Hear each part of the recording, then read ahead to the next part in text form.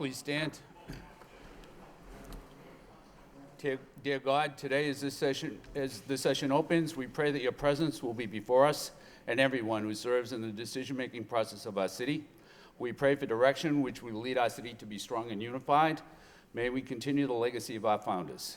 May we be granted this day the wisdom to make decisions which will be for the good of our city. We also pray for your special blessing on all those who are working to transform our city and make it a better place to live and work. Amen. Remain standing for the pledge.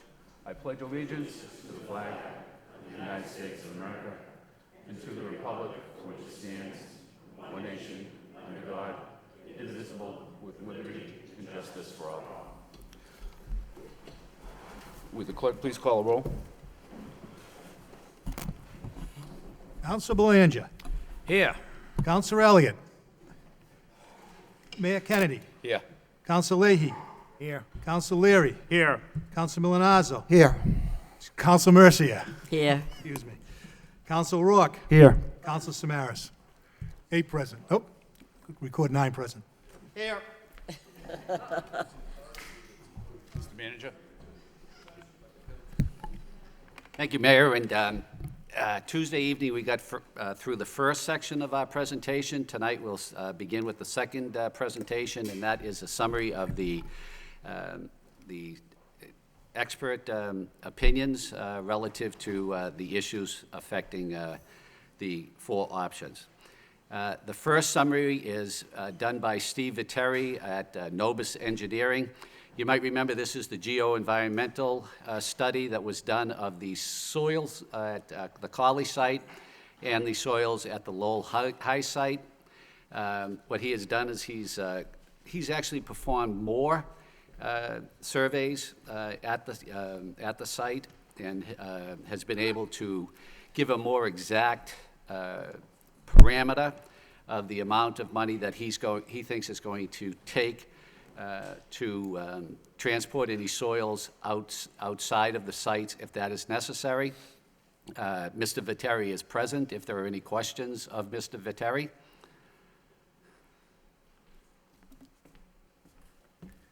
Thank you. Okay, thank you, Mr. Viteri. Sure. The next is the summary of the hazardous materials report that was... Mr. Manager. I'm sorry. Just for the people at home and perhaps in the audience, can you just give us Okay, Steve. Steve, sorry. Yeah. Yes. Could you just give us an executive sort of summary of Sure the thing. report, Secretary? Yeah, so since the last time I spoke here, we did a phase 2 investigation at the Colley site. And you might remember that the objective of that investigation was to do a little bit more study of the urban fill materials that were identified on the northern part of that site, beyond the outfield fence of the Martin softball field. And so we advanced 7 soil borings on the site. We did indeed verify that the limits of that fill appear to only extend in that extreme northern portion of the site. And we took some soil samples for lab analysis. We found there were no hazards associated with the soil, no remediations required. But we did find out that the fill was not equal to natural background. So there will be some cost associated with removal of soils during construction at the Colley site, but not extreme cost that you would need to go to a landfill. We call it gap soils, so they're not as clean as natural background, but they don't require remediation. They don't need to go to a landfill. So there is some cost associated with dealing with that material, but not nearly the cost of a landfill. Are there any questions from the council? And phase 2 at the high school? So the phase 2 at the high school, right, there's no new information on the phase 2 at the high school, but we did look again at some of the costing assumptions, and we scaled back a little bit on the worst case scenarios and came up with some tighter ranges. And so I think at the end, we provided those numbers to the council, and so I think it shows a little bit, the numbers are consistent in terms of relative numbers, but the ranges are a little bit tighter than they were previously. So I understand that the high school does have historical fill, whether it's concrete, coal, ash. But you did find PAHs, and you do discuss 5 to 8 feet of historical fill. Can one, what would you do with the PAHs? I mean, did you find them 8 feet deep throughout the site, or We if I found- remember correctly, did you only take 12 samples? Yeah, so we from 6 locations, we took 12 samples. We found PAHs, elevated PAHs in 1 sample. So the soil at the high school site, in terms of its characterization and its makeup, is likely to go to the same type of facility that the soil at the Cawley site would go to. It's essentially, it's that gap soil, so it's, with the exception of the arsenic, leaving that aside, would go to the same type of facility. So it's not natural background. It has constituents of urban fill, but it's not to the concentrations that would require it to go to a landfill, a very restrictive landfill. So is the arsenic site still fenced off? Yes, it is. And that's going to have to be removed regardless. What's the Absolutely. cost associated with that? But I think I we're mean, estimating- I'm saying regardless of where the high school goes, but even in the meantime. That's right. That work will be done regardless. $40,000, I think. Okay. Okay. But anything else? I don't think I have anything else. Thank you. Okay, thank you. I have just a Are there- quick Council question. Leary? Just a quick question, and I don't know a lot about it, so I apologize for the generic question. How many feet are we going down? Is it 2 to 4, or is it 5 to 8 feet? So the So- 5 to 8 feet is the depth of fill observed. Okay, 2 to 4 feet was an estimate used as a backup to develop volumes to support the soil displaced in the cost estimates for offsite. so you don't use your cost estimates to 5 to 8 feet, but you use the 2 to 4. Can you just That's kinda correct, yeah. educate me on why that Correct, is? yeah. Why is that? I think we had to come up with a range of depths that we might explore in order to put in a foundation. How much soil will we need to displace to build a building? And so 2 to 4 is a range. I don't think it's going to be 2 to 4 over the entire footprint of a new building. But overall, on average, over the area that would be impacted, 2 to 4 seemed like a reasonable estimate at this point. So there would, I guess, by definition, that means there would be fill left over underneath the foundation. And the same would be, it would be similar at the Cawley site as well. We had the same deeper than 2 to 4 feet of fill. We had fill up to 10 feet, I think, in some of the borings at the Cawley site. Thank you. Yep. Are there any other questions on this? Council Belanger? Thank you, Mr. Mayor. A couple of questions were answered already by asked by my colleagues, I should say. But, sir, the big, I guess, unknown here is obviously the dentist's office for option 3, where you're unable to test. Obviously, it's private property. What is your assessment on that parcel? What was there previously? And again, what is your assessment on that site? So the historical use of that site is similar in nature to the high school site. So without knowing, I would expect that and I would recommend that we assume that there's urban fill on that parcel as well. Not urban fill that requires remediation, but urban fill that's not background and not suitable for unrestricted use if it needs to be taken off site in order to accommodate a new building. So consistent with what is on the current site, you're saying, basically? Yeah, if I had to guess, yeah. You had to guess. Okay. Well, we did a Phase 1 assessment.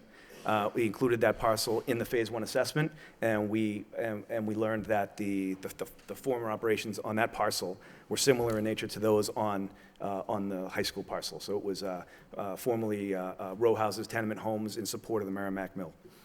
Right, okay. Thank you. Thank you, Councilor. Any other questions? Thank you. Mr. Manager?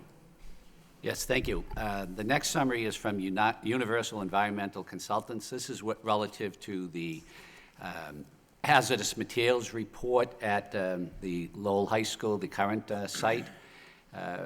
Mr. Ahmad Deeb has been here twice previously, came to a regular city council meeting, gave his report, then he gave his another report Tuesday night.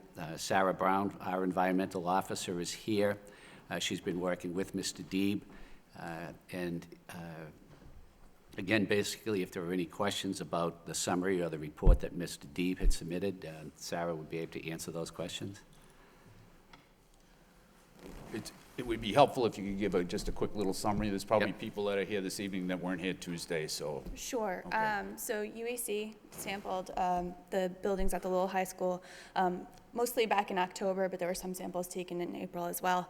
And they sampled various building materials for asbestos, for PCBs, polychlorinated biphenyls, lead, mercury, airborne mold, and radon sampling.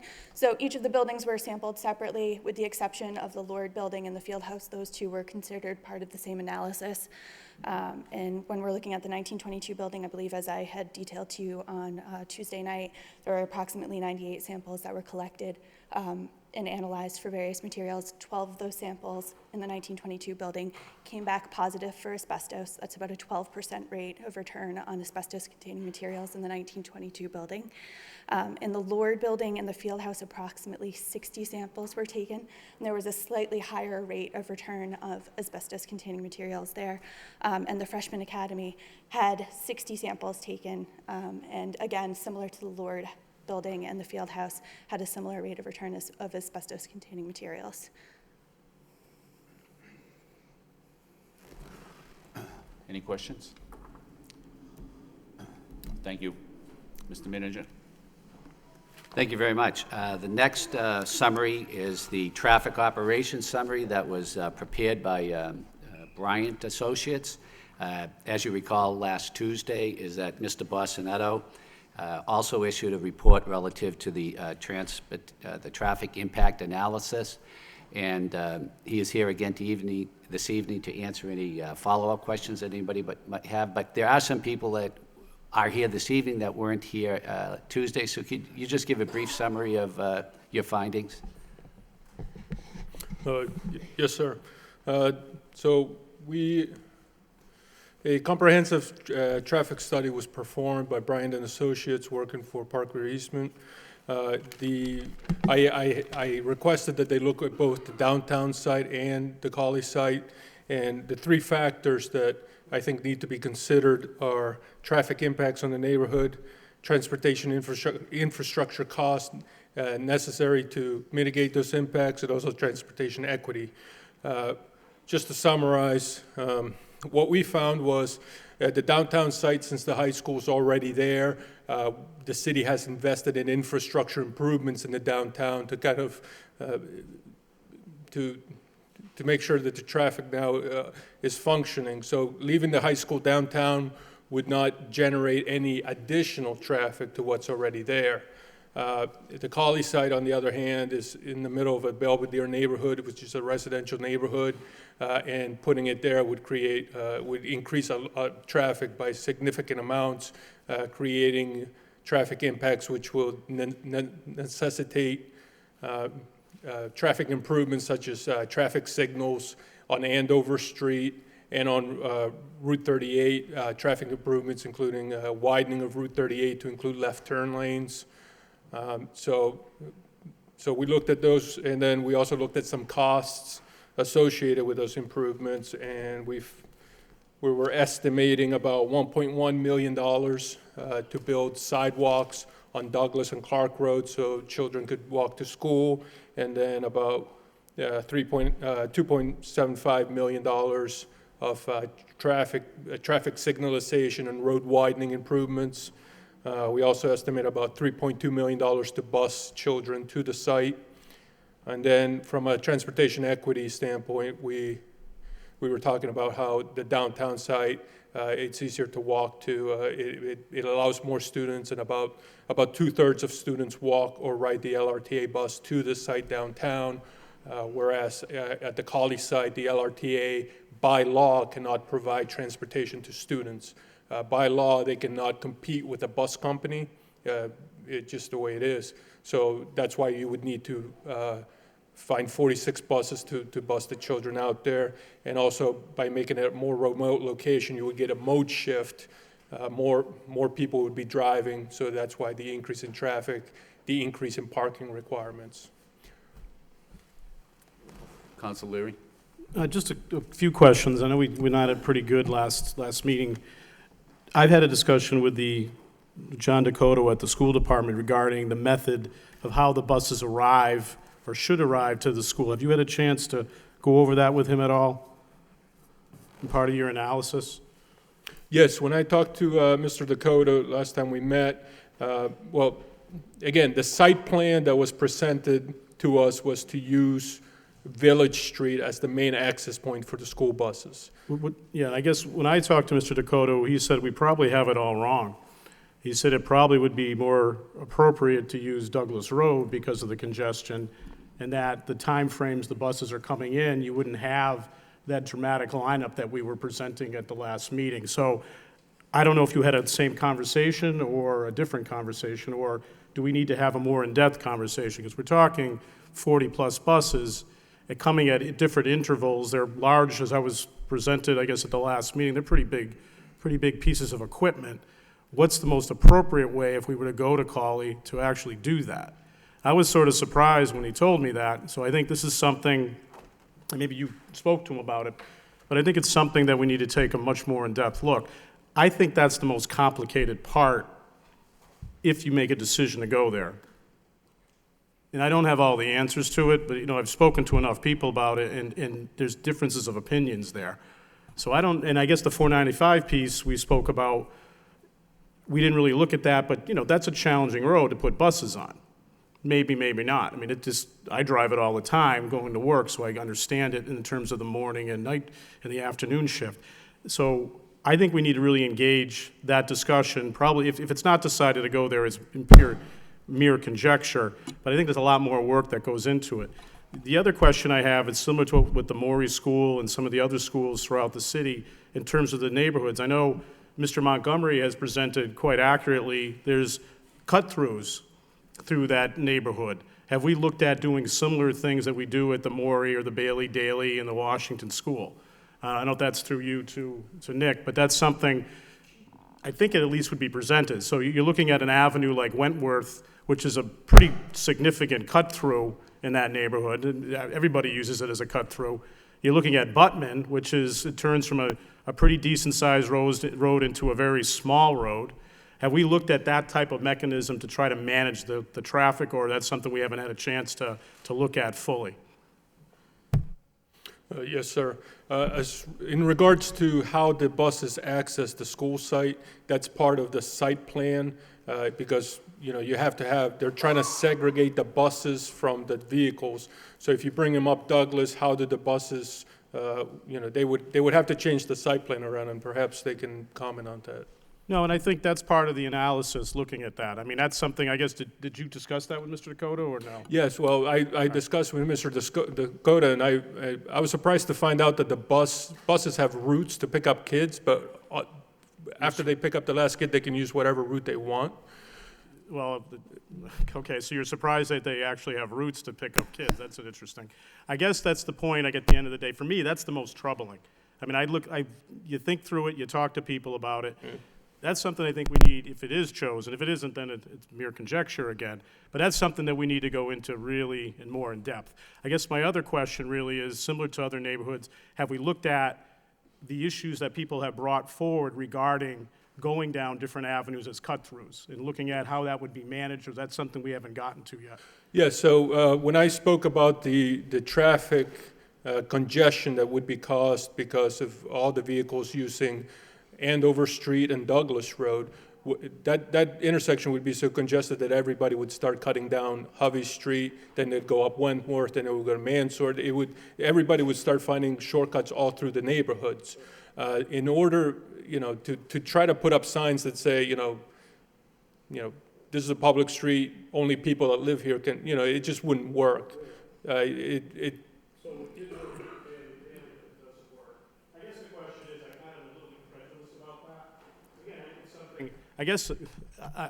a little incredulous, I guess.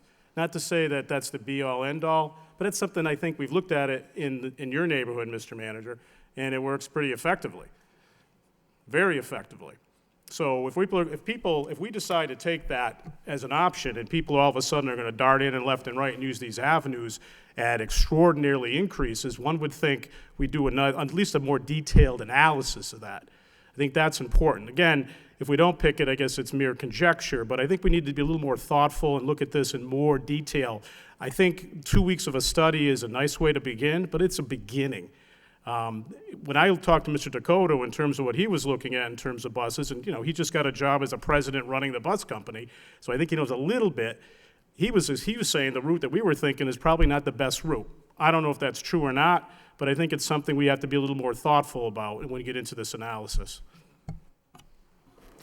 Council Mercia, and then Council Thank, Samaras. thank you, Mr. Mayor. Through you to Nick. I just was wondering, you did say that the LITA bus cannot compete with the busing contract. I understand that. I can kind of understand that, but so what you're saying is the LRTA bus couldn't bring any children, students to Collie if the high school was there. Is that what you're saying? This is, again, Mr. Dakota was the one that educated me on this issue, that what wouldn't be allowed to do, LRTA couldn't add additional routes just to serve. There's one Tewksbury line that goes out there now. If a student wants to ride that line, that's okay. What they can't do is add additional routes to compete with the private bus the school bus company, and that's per Mr. Dakota. He educated me on that. Because I wondered how all the kids got on a bus and got downtown, but those were already scheduled. But Right, that's, that is mind-boggling. So it's a state law that could never be changed? that's my understanding from what Mr. Dakota was telling me. And he also told me that the downtown's different because all the buses come downtown anyway, so you're not creating routes to compete with the school buses. If we thought like that, we'd never get a man on the moon. But we did, though, didn't we? Yes, So we I did. never believe that you can't do it. You can always do it if you try. I feel that if students can be bused to Lowell High School downtown, they could be bused any other part of the city, and things can happen. That's my opinion. I never look at a wall and say, I can't get through it, I'll try it. So I don't take to heart what you said, but that's all right. Thank you. Thank you, Council. Council Samaras. Thank you. Mr. Bossino, the other night, Mr. Dakota talked about the three-tiered system in order to save money for the busing. You know, my concern is I just want to make sure that we have the busing, all right? But the thing is, he also mentioned before he left that people are going to have to be prepared for the time changes and what have you. I've been asking for quite a while now, what are the time changes? In other words, if we have the 37 buses, we can have the high school start at whatever time is feasible, you know? Because if you look at today's studies, high schools should start later than sooner. And that's a educational thought. Then there's the practicality of, can we afford 37 buses? If we can't afford the 37 buses and he goes into a three-tiered system of doing the high school, the middle schools, and the elementary schools, we understand that process. Okay, but the thing is, he's also talked about changing the zones to accommodate this. But I still want, and have been asking, what will be an example of the starting time of the high school, what will be for the middle schools and the elementary schools? I think people have to know, if you're going to do a different process, what does it mean? To say we have a three-tiered system doesn't give me an answer. I'd like to know how you're going to do it, and they have to have the times projected. And I think that's the type of information we need to have. Mr. There's a full report, there's a full listing in the packet of all the new proposed start times. It Most was of very, them are- very difficult to read, but the thing is, I wanted to hear from the presenters of how they came at it and what they did. It's very difficult to read the timing, and I'd like to have an explanation as to what they will do to ensure that the high school will have all its students in at the proper time, the middle schools in at the proper time, the elementary, especially in the middle of winter, and those type of things.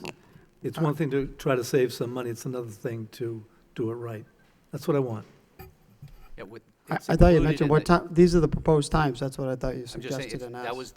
that was the study that was developed by the school department. We requested them to give that to us, and that's the study that was presented to the school committee and presented to us. Yeah, but Yeah, I think still wanted to I think present what it. Councilor Samaras is asking for is that there be a discussion about it publicly rather than, it's fine that it's in the paper. Councilor Samaras has the floor, by the way, but I think that's what he's asking for is can there be a discussion about it? Is that right? No, that's correct. I mean, I don't want to make a big thing out of it. I wanted to hear it. I wanted out on the, have someone make a presentation. We've made presentations on everything. The thing is, sometimes a lot of things come into conflict. People aren't sure what's out there. I just like to be able to question someone on it, not look at a very difficult printout to see what the starting times are. I want to have an explanation of how it was arrived at and how they will handle certain situations.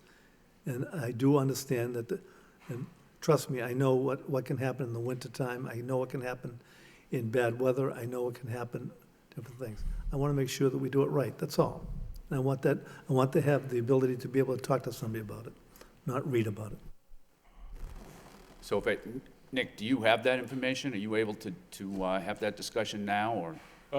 All I have is the presentation that Mr. Dakota gave to the joint subcommittee meeting, which was in your packets. I do not feel comfortable presenting his presentation. He's the one that developed this, and I just don't feel comfortable presenting it. Okay. Councilor Samaras? No, I don't expect Mr. Busson to have to do that. I would like it to have come from Mr. Dakota. Okay. Thank you. Councilor Milonazo? Thank you. Just to follow up on some of the comments of Tuesday night and to follow up on some of Mr. Bossanetto's comments. Again, as we sit here, the Colley site does lack the transportation infrastructure and the services to support the high school. There's 4 or 5 intersections that were studied, and as of today, with the no build at Colley, most of those intersections are rated A from the standpoint of traffic performance. Again, if we go forward with the Colley site, they all fall to an F. They all fall to an F. So if we're looking at the Colley site, we're looking at $3.85 million in transportation costs. I think that includes the right-of-way acquisition, but I know we haven't done any appraisals or anything of that nature. But again, we're looking at $3.85 million in upgrade traffic signalization and right-of-way costs. Again, not to mention the fact, again, that we're talking 46 buses. And now hearing Council Leary, and I certainly appreciate his due diligence on this topic, but they're now talking, instead of Village Street, they're talking maybe Douglas Road to have the 46 buses queue up and get into the high school. So again, I think it's important that the viewing audience and the people here tonight, especially those that are interested in speaking on all of these issues, know what we're being faced with relative to the additional costs out at Colley. Again, the bus cost right now is $3.2 million. Again, if you factor that out over the life of the bond, you're probably looking at $100 million in busing costs over the life of this, over the life of the high school. So, again, I think it's important to get these numbers out there so that at the end of the day, we can all make a clear, informed decision. So, thank you, Mayor. Thank you. Any further discussion? Councilor Elliott?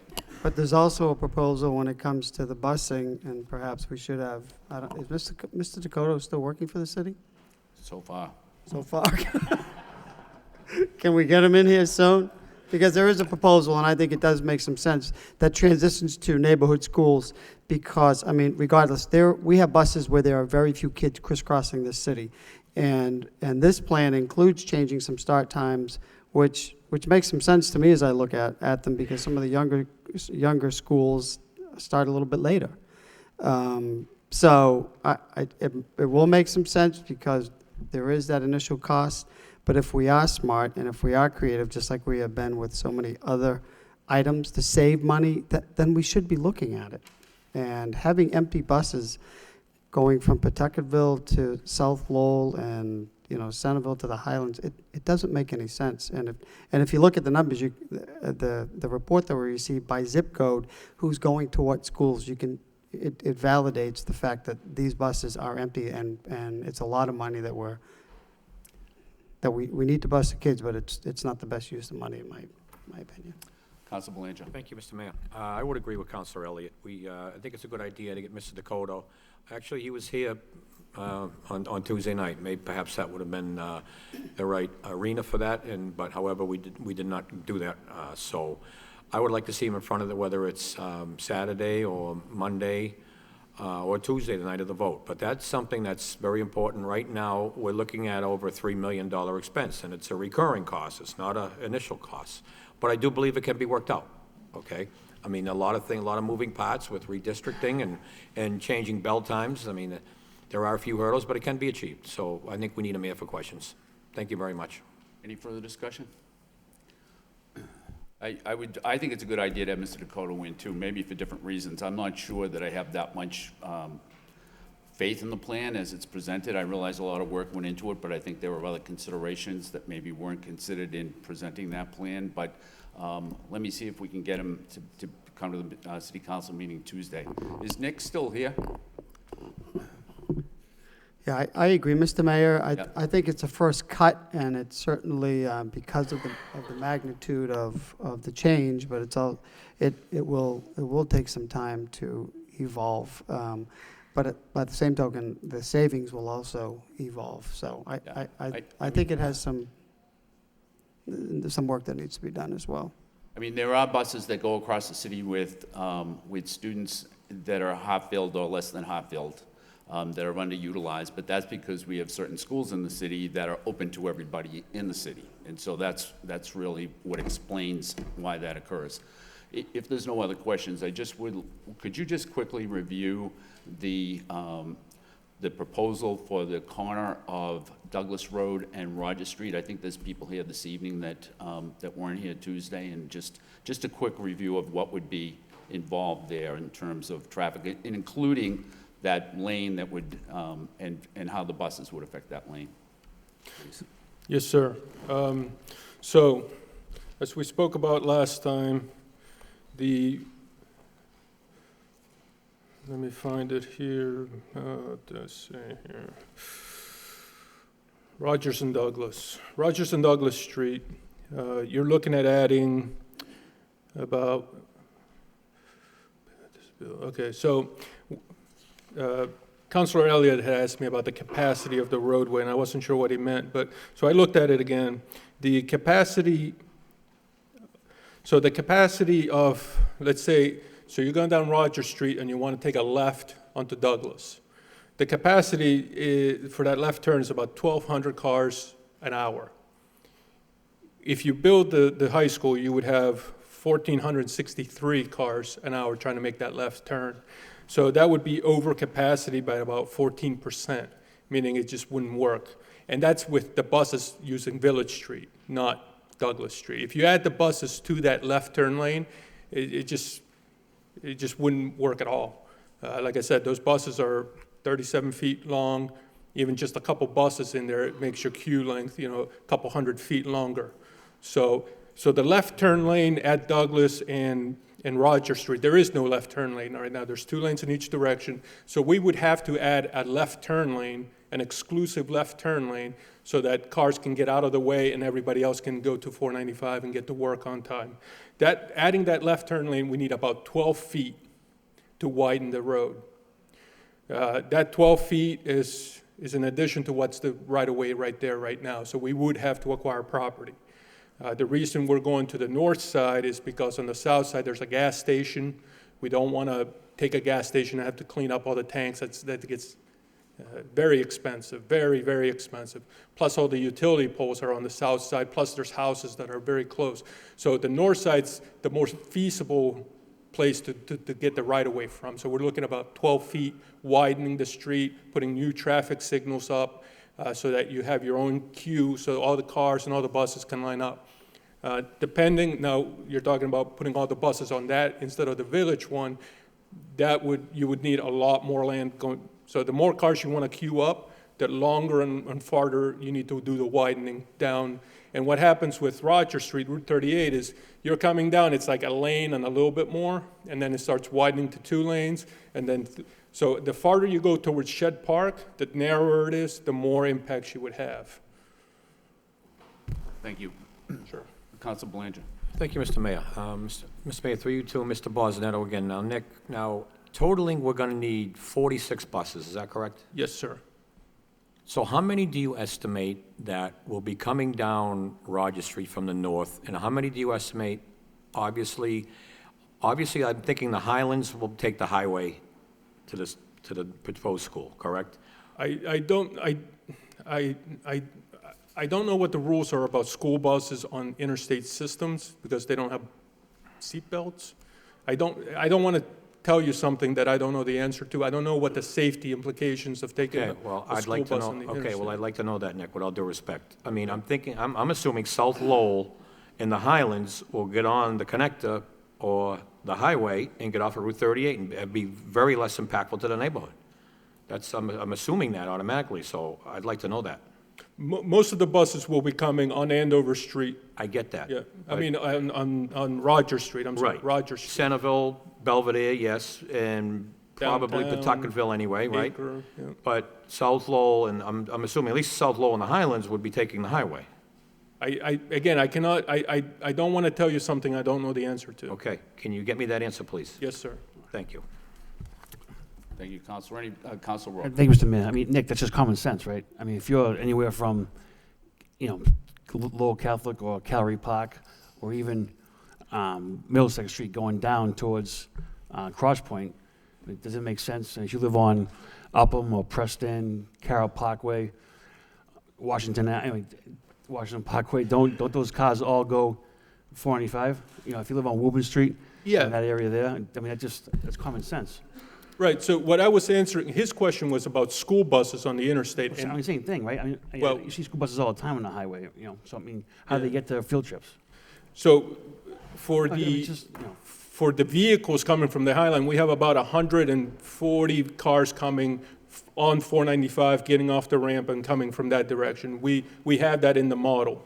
So we do have, a proportion that we feel is adequate for like you said, South Lowell, the Upper Highlands. The school buses, again, I cannot speak for the school How many department. school buses would be in the Highlands, would be in South Lowell? I just So you can't answer that. you just think that all 46 buses are coming down Roger Street? And your study is based on every bus going down Rogers? The vast majority, yes. Yeah, all right, thank I'm you. sorry, Thank you. I just, Mr. Mayor? Thank you, Counselor Blanchard. Thank you. And to add to this, as Councilor Rook said about you, it makes the most sense. I mean, I'm actually thinking Pawtucketville. It would be the shortest and best route with the morning commute to go over the Rourke Bridge, down Middlesex Street, up Stevens Street to the connector to the highway would be and then it would be a serious time saver, I think, than cutting through the city.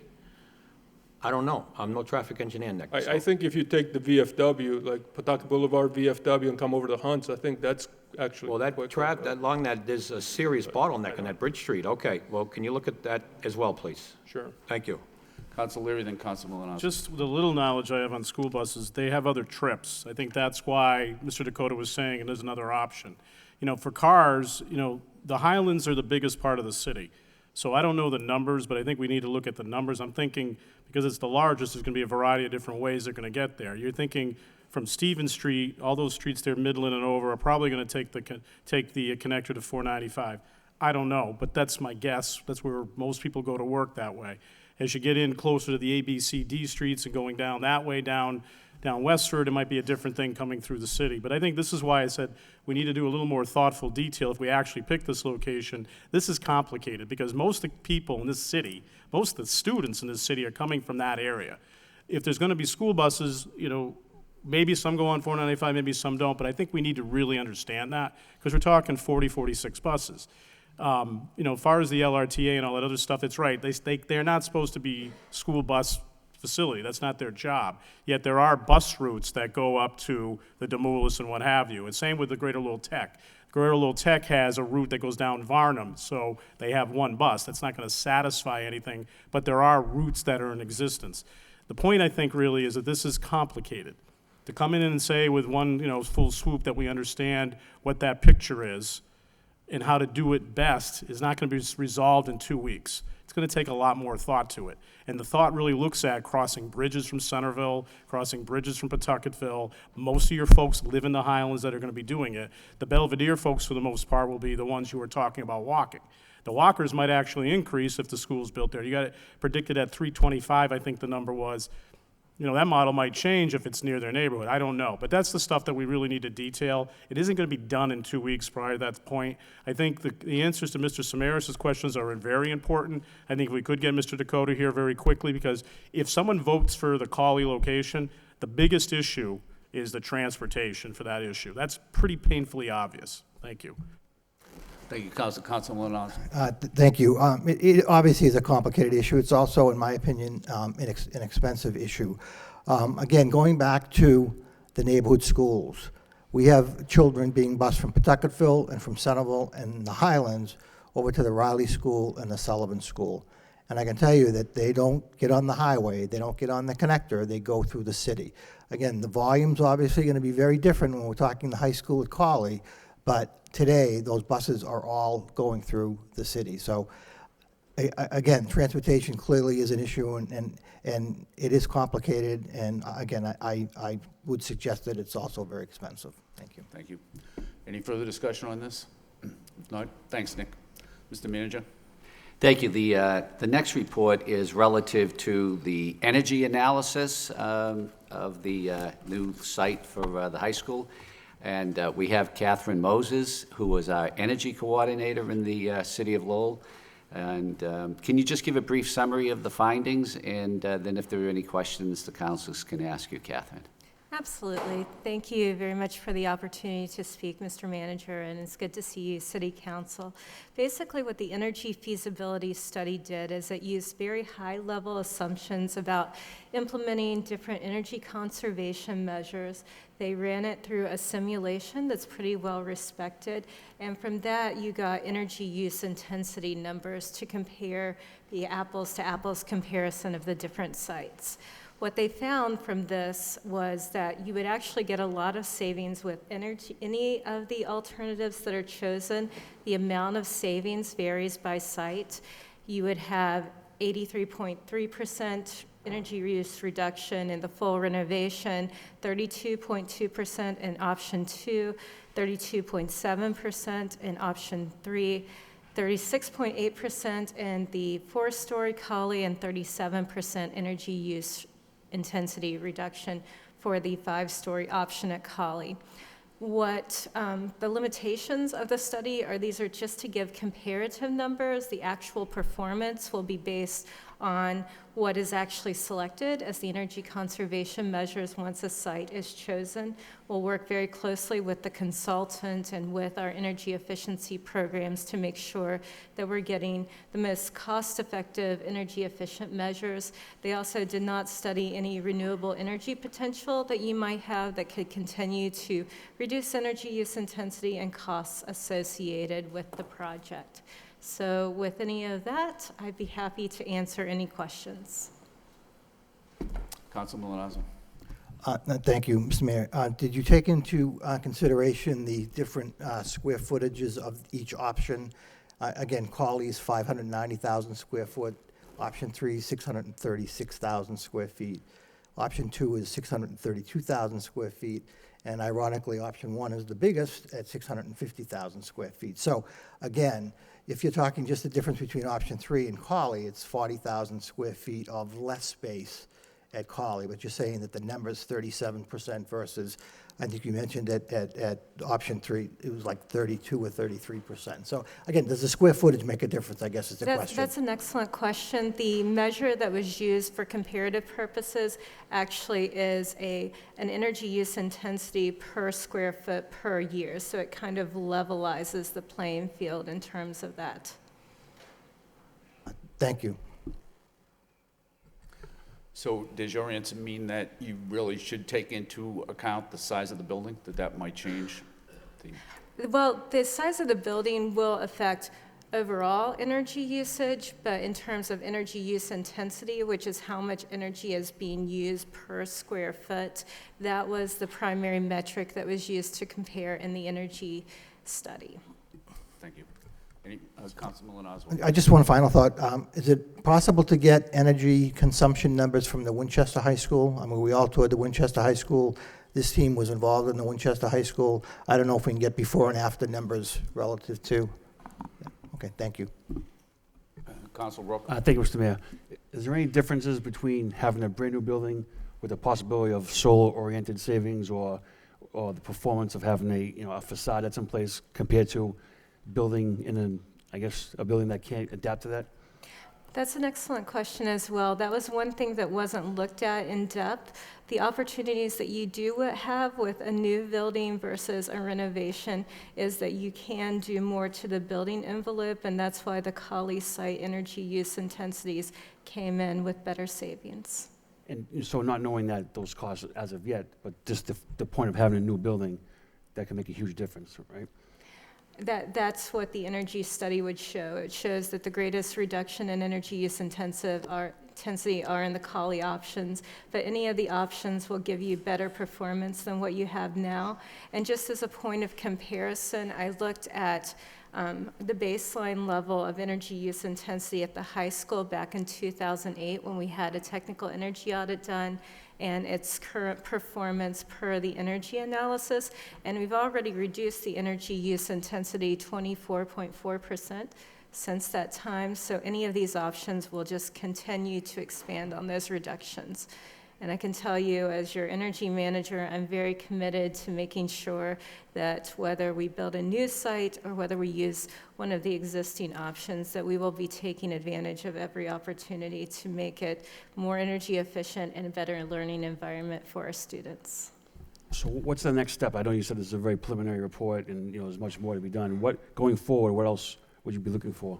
So once a site is selected, there is a sustainability team that includes myself, other members of the DPD team, members of the school building committee, members of the sustainability council, and we would meet with our consultants to see what kinds of things we can do. One of the recommendations that I've also made, National Grid has an energy efficiency new construction or major renovation plan, and their program can help to incentivize energy conservation measures to help reduce the incremental cost of making your buildings more efficient. So that's one of the options we'll definitely be looking at. Are solar panels an option at all?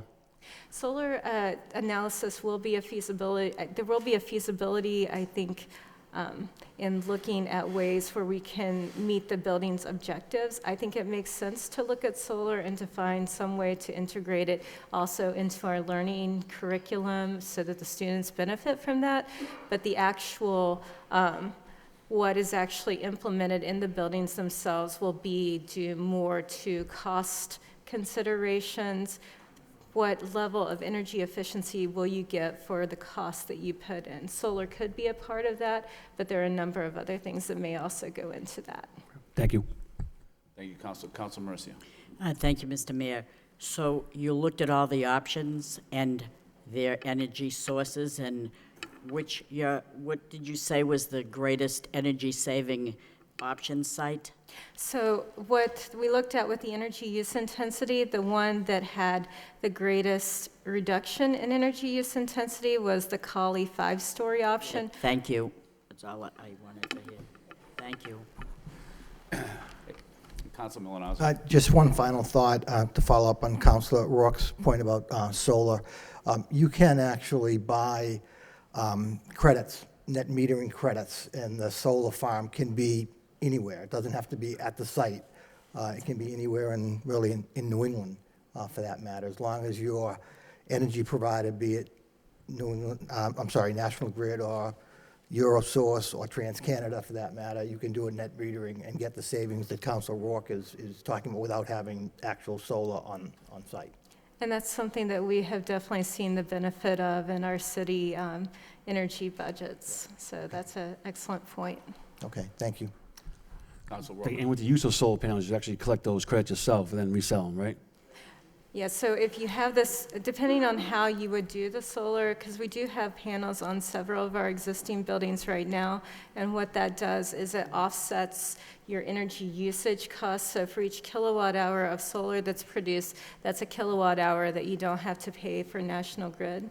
And so then we pay a reduced cost for that kilowatt hour, and it has produced some significant savings for our schools. Thank you. Thank you, Councilor. Any further discussion? If not, thank you very much. Mr. Manager. Catherine, thank you. You're doing a great job with the energy conservation. And the final expert, I can't think of two better experts to address the safety and security issues relative to the two sites than our fire chief, Jeff Winwood, and our superintendent of police, Bill Taylor. So can you just summarize your findings relative to fire safety and response to the two sites? Sure. Thank you, Mr. Manager. Good evening, Mr. Mayor, city councilors. So we took a look at the both sites as far as fire safety, medical emergencies, and today's modern schools. Today's modern schools are very safe because of the fire and life safety and building codes. They're fully sprinklered. They have automatic smoke alarms, automatic notification to the fire department, working fire doors. We have fire drills 4 times a year in each school. We have standpipes in the schools. They're very, very safe from a fire point of view.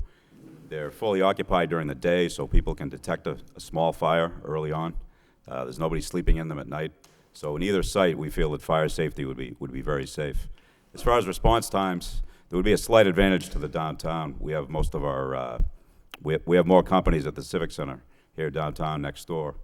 That's our biggest firehouse, so our companies can respond a little bit quicker to the downtown. But overall, it's pretty close when it comes to fire safety. As far as medical emergencies, both sites are about the same. You know, we can respond along with Trinity EMS, Greater Lowell paramedics, as well as our partners at the police department. We can respond to either location in a very quick time. As long as there's elevators in the building, we can get patients down from upper floors to the bottom and get them transported to either Lowell General's main campus or Saints campus. So that's a brief summary of fire and medical safety for the high school at either site. And if anyone has any questions, I'd be glad to take them. Council Belanger. Thank you, Mr. Mayor. Thank you very much, Chief. You're doing great work. So my question to you is, do you have any safety concerns with a 5-story building? New construction. No, I don't, Counselor. 5 stories versus 4 stories isn't a big difference for us. If it was 4 stories versus 10 stories, it'd be a little more dangerous. We have 100-foot aerial ladders, and again, there would be standpipes in the building where we could hook up a hose on the first floor. The water would go up the standpipe. We would hook up a hose on the top floor or wherever the fire was and be able to extinguish the fire. Our aerial ladders would reach the roof in either location, as well as the windows, as long as we have access all the way around the building. So 5 versus 4 wouldn't be a big deal for us. Okay, thank you very much. Thank you, Councilor. Any further discussion? Superintendent Taylor?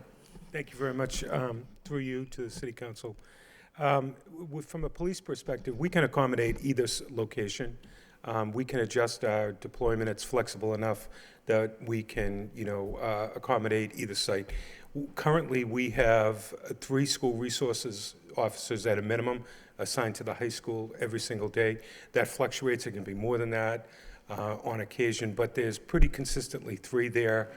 1 at the freshman academy, 2 at the main building, and they collaborate with the security staff at the high school. The current situation at the high school, the camera system, the video camera system that we use as surveillance is old. It's, several years old. It's works pretty good, but it's not, I don't think, dependable enough in its current configuration. Certainly that would change with either location, the downtown being upgraded, or if the new building would be significantly upgraded, you'd have state-of-the-art security systems, including video systems. So that would be a benefit to us in either location. The other consideration is at the current high school, there's 38 doors that lead in and out, many of them with the fire crash bars so that people can exit the building. So the current school system is, I think, a challenge to guarantee security at all those doors. So another advantage at the other location would be, I would think it's safe to assume that number would go down in either one of the new buildings. So I think that would work out. Council Belanger. Thank you, Mr. Mayor. Great presentation, Chief. Now, Chief, is the hallways going to be, what's the extent of are we going to have cameras in there that record? Is it going to be exterior and interior, to your knowledge? I would assume that either location would have utilized extensive use of video surveillance system. Okay. So I think that is a state of the art, and I think that should be a requirement. I'm assuming so, yes, okay. All right, okay, thank you. Thank you, Councilor. Council Rourke and Council Samaras. Thank you, Mr. Mayor. Through the chief. Chief, is there any talk yet, I know it's early, of like how many detail officers you would need if it was to stay downtown with the construction going on? No, we haven't discussed that yet. Typically for an 8-hour day for a detail officer, what's the usual cost of that? So about $400 Per day? per officer per 8-hour shift. Right. Thank you. Council Samaras. Thank you, Chief. Regard to the video cameras, is there going to be an intent to plan to have the the pictures sent to the station? In other words, will you have that availability? That technology is certainly available, and I would assume that that would be incorporated in the plan. We currently have the ability to view some of the video in our cruises as the officers are responding. So certainly, I think the future, the technology would be even better. Mr. Manager, I think that's very important to whether the high school is downtown or College Stadium to have the police department have ready access to the videos. Thank you. Thank you, Councilor. Any further? Council Rourke. Thank you, Mr. Mayor. One more question. Is it possible, I don't know how much time you need, but could you figure out how many officers you would need for the downtown site per day for details just to keep the students safe from the construction and, people walking in and out? Certainly, we can take a look at that and give you an estimate. Thank you. Council Milonazo. At the end of the day, and the detail officers, they will actually be paid for by the contractor. Again, it's going to cost the city and the state, but they'll be paid for by the contractor. And it's typically how it goes, as I understand it. That's the usual. And then my second point, looking at the town of Tewksbury and the town of Chelmsford, when you're talking about replicating fields in part of the town of Chelmsford, how do you feel about the police and fire and EMS responding to an incident that might be in Tewksbury, that might be in Chelmsford? Probably, again, I know that you have mutual aid agreements, but at the end of the day, just to kind of get that out there. So we do have mutual aid agreements with all the surrounding communities, and we work very much in collaboration with them. I do not anticipate that that would be a significant issue, but we would certainly have those discussions well in advance so that we all understood how a typical response would play out. But again, that should not be an impediment. We can work around all those issues. Thank you, Council Rourke. Thank you, Mr. Mayor. So I just, Councilman Milazzo's point of the company usually pays for those details, but that comes out of the money that we put in. Mr. Manager, do you know if that money for detail officers is reimbursable or not for the city? No, it isn't. Okay, so just, if you have 200 working days a year, for construction, and say, to be conservative, you have 10 officers working a day, that's $800,000 a year over a 5-year period is, it's $4 million. So does that the city's expense, or does that come through the state? And is that incorporated into the budget for a downtown renovation? My understanding is that's incorporated in the budget is the police details. Okay, is there a line item in here that has that $4 million or whatever it is? I mean, the chief just said he didn't know how many officers would be needed, so how could we have a line item on that?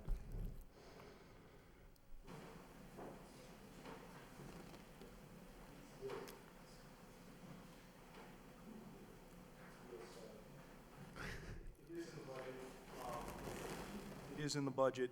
It's not in a line item. We have it as a contingency, a percentage. So that we expect that there are always costs for. What does that contingency fund include? Pardon me? What does that contingency fund to fund? What does that include? Is it a It's- wide-ranging fund, like for different things, or is it just for? It's in the general contractor's contingency. How much is that? As a percentage, I believe it's 3.5% of construction costs. Thank you. If I may, Council, we would also have fire details for cutting and welding in either a new or a rehab building. How many of those do you know a day? It would be one per site where the cutting or welding was going on. Thank you. Thank you, Councilor. Any further discussion? Thank you, Superintendent. Thank you, Chief. Mr. Manager. Thank you. I now turn it over to our agents, Skanska and Perkins and Eastman, to give the presentation. The PowerPoint, the copy of the PowerPoint is in your package, and I would ask Mr. Bell if you would begin and go through But Dale, are you? Okay, go ahead, Bud. I think you're going to have to use that microphone right there. Thank you, Mr. Manager. What we just like to recap briefly where we are with our schedule. We're in the tail end of our feasibility. You may remember we submitted our PDP in February. We're about to submit our preferred schematic report at the end of June, and then we'll be moving on to our schematic design. Just a brief comment on our schedule. This month we have this week we had 2 city council meetings in Tuesday and now today. And as a reminder, Saturday the 10th we have a community meeting at Irish Auditorium. That's from 10 a.m. to 12 p.m. And another one Monday the 12th at the Lowell Senior Center, and that will be an evening meeting from 6 to 9 p.m. On the 13th, the Tuesday of next week, we have a school building committee meeting, which is to select a recommendation to present to the city council, and that evening, city council votes on what the recommendation would be, either that or some other recommendation for a preferred schematic report. And we're scheduled to submit that preferred schematic report to MSBA on the 29th.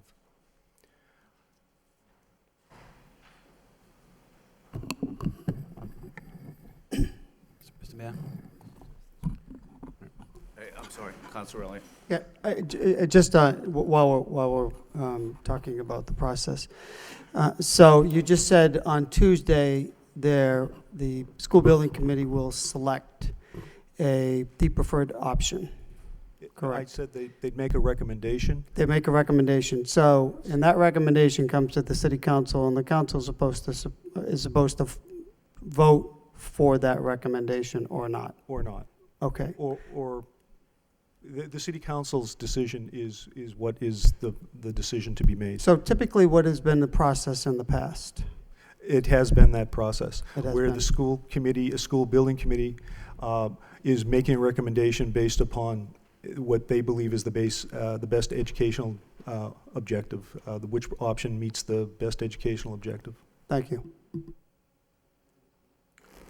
Thank you, Councilor. All right, go ahead. Thank you.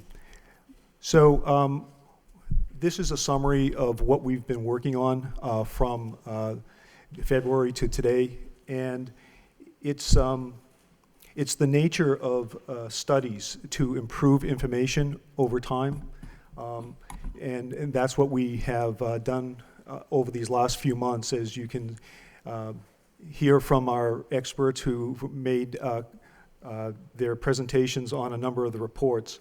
So I just want to summarize a few things here, is that what we've been able to do across all of the options is to adjust the educational programs, or the buildings, I should say, in response to the educational programs.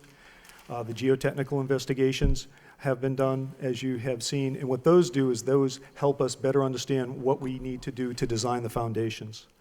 We've had civil soil investigations, and that helps us understand how best to design our stormwater systems. Geoenvironmental has been incorporated into the project. The traffic studies have influenced the design. Very preliminary energy models, as you just heard, historic investigations, as well as endangered species. There's 2 additional studies that have been done, particularly on the downtown sites. They've been structural investigations to better understand what's required to bring the existing buildings up to code with regard to structural and building hazardous materials. So those studies and the results of those studies have been incorporated into the designs. So if we look at the full renovation, the differences from the PDP is that it has increased in square footage from 2,840 square feet from its previous, and the impact that design has is the foundations and the superstructure. In both sites, the Collie as well as the downtown sites require different foundations than we thought they would need in the earlier studies. So the foundations here are required in the downtown site, are required to have piles, and in the Colley site, we have to reinforce the soils. So those are some things that have to be done there. Our mechanical, electrical, plumbing, fire protection, as well as the site, has impacted this design. That's an increase of 3.7% from last time, and the total project cost is $343,585,000, and the city's portion of that is $130,022,000. On option 2, we've increased the building 12,602 square feet, and very similar to the previous one, that we have foundations and superstructure, mechanical, electrical, plumbing, fire protection, and site have influenced this adjustment. And it's very close to the same number. This one is actually reduced slightly. It's $343,948,000, and that's dropped about 0.04%. And the city share of that is $135,320,000. Option 3 has reduced slightly at 6,600 square feet. We have costs for foundation and superstructure, exterior enclosure and roofing, interior construction and finishes, selective demolition site. So these are coming closer together in alignment with option 2 and option 3. The increase is 5.5% from last time. The project cost is $352,559,000, and the city's share of that is $143,232,000. At the Colley 4-story option, that building increased 18,787 square feet. The increase in cost there had to do with foundations and superstructure, roofing, stairs, and interior finishes, mechanical, electrical, plumbing, and fire protection systems, as well as site. That represents about a 2% cost increase. The project cost is $339,152,000, and the city share of that is $152,160,000. And we also included a 5-story option, as we discussed Tuesday, to see what that did for freeing up space on the site. So that's a new option, and that is $336,138,000, and the city share of that is $149,439,000.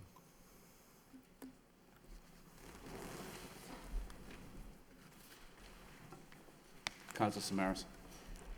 Just a question. When you talked originally on option 3, there was like a $20 million difference between option 3 and option 4. And I looked at, the increases in each area, but on option 3, it was a significant increase. And it's now, there's like a $9 million difference between the 4-story Colley and option 3. Can you explain a little more as to why it's $10 million more in cost? Yes.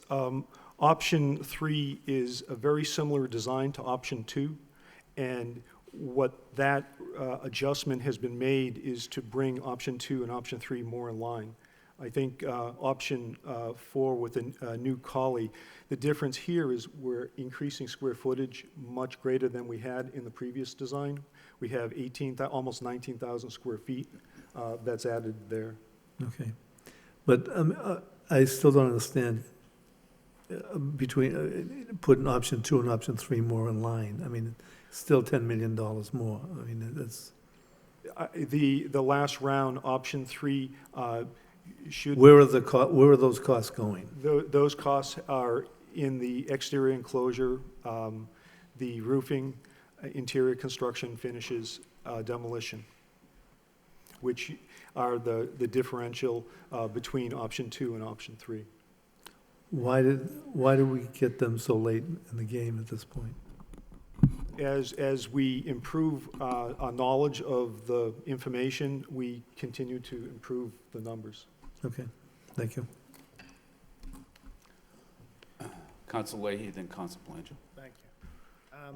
So when we're going over this page, and then we get to the end of the report where you have, I guess, your order of the way you would do each site, right? So we're talking about this page with the prices, and then at the end of the report, for each option, you have phase 1, phase 2, phase 3, okay?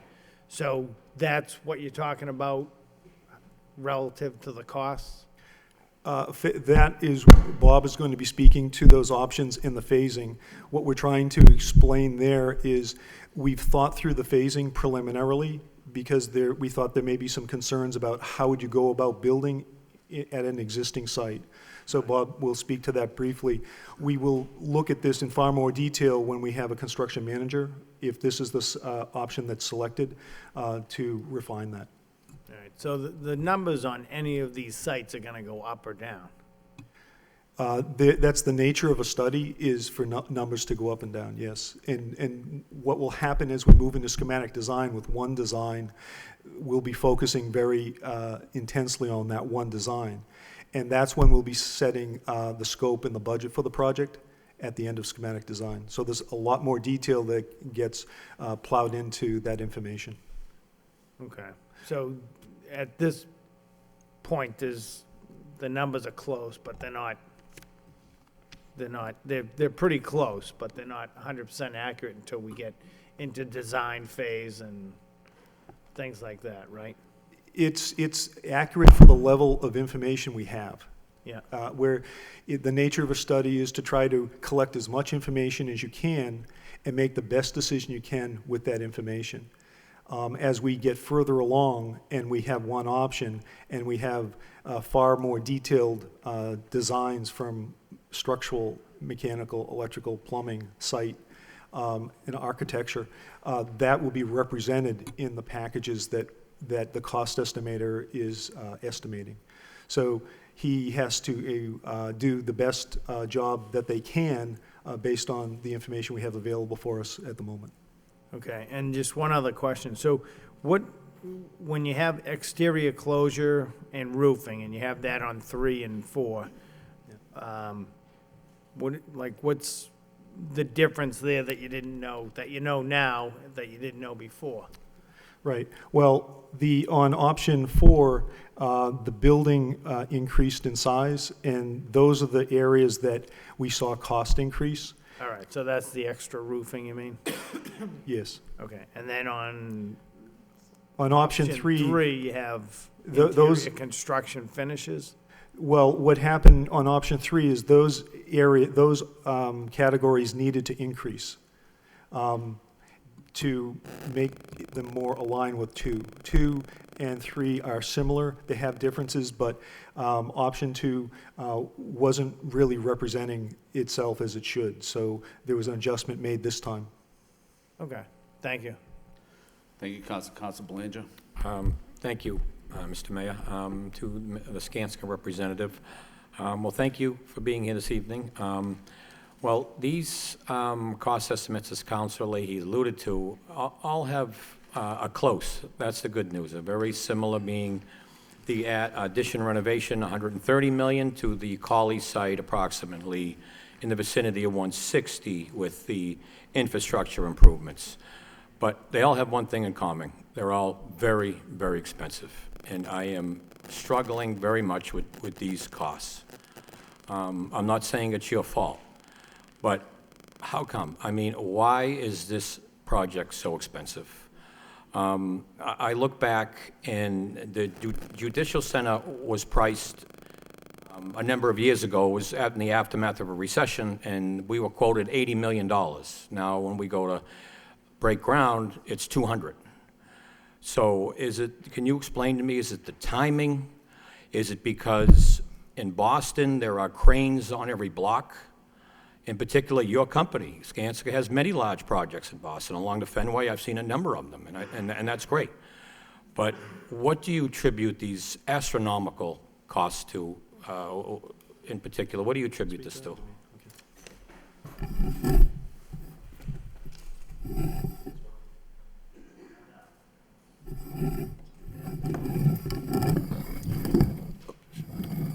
So, sorry, my name's Dale Caldwell, I'm a Skanska. Just so it's clear, this is Perkins Eastman. They're actually the architects, we're the OPM. Just so, sometimes I think people are confused who we are.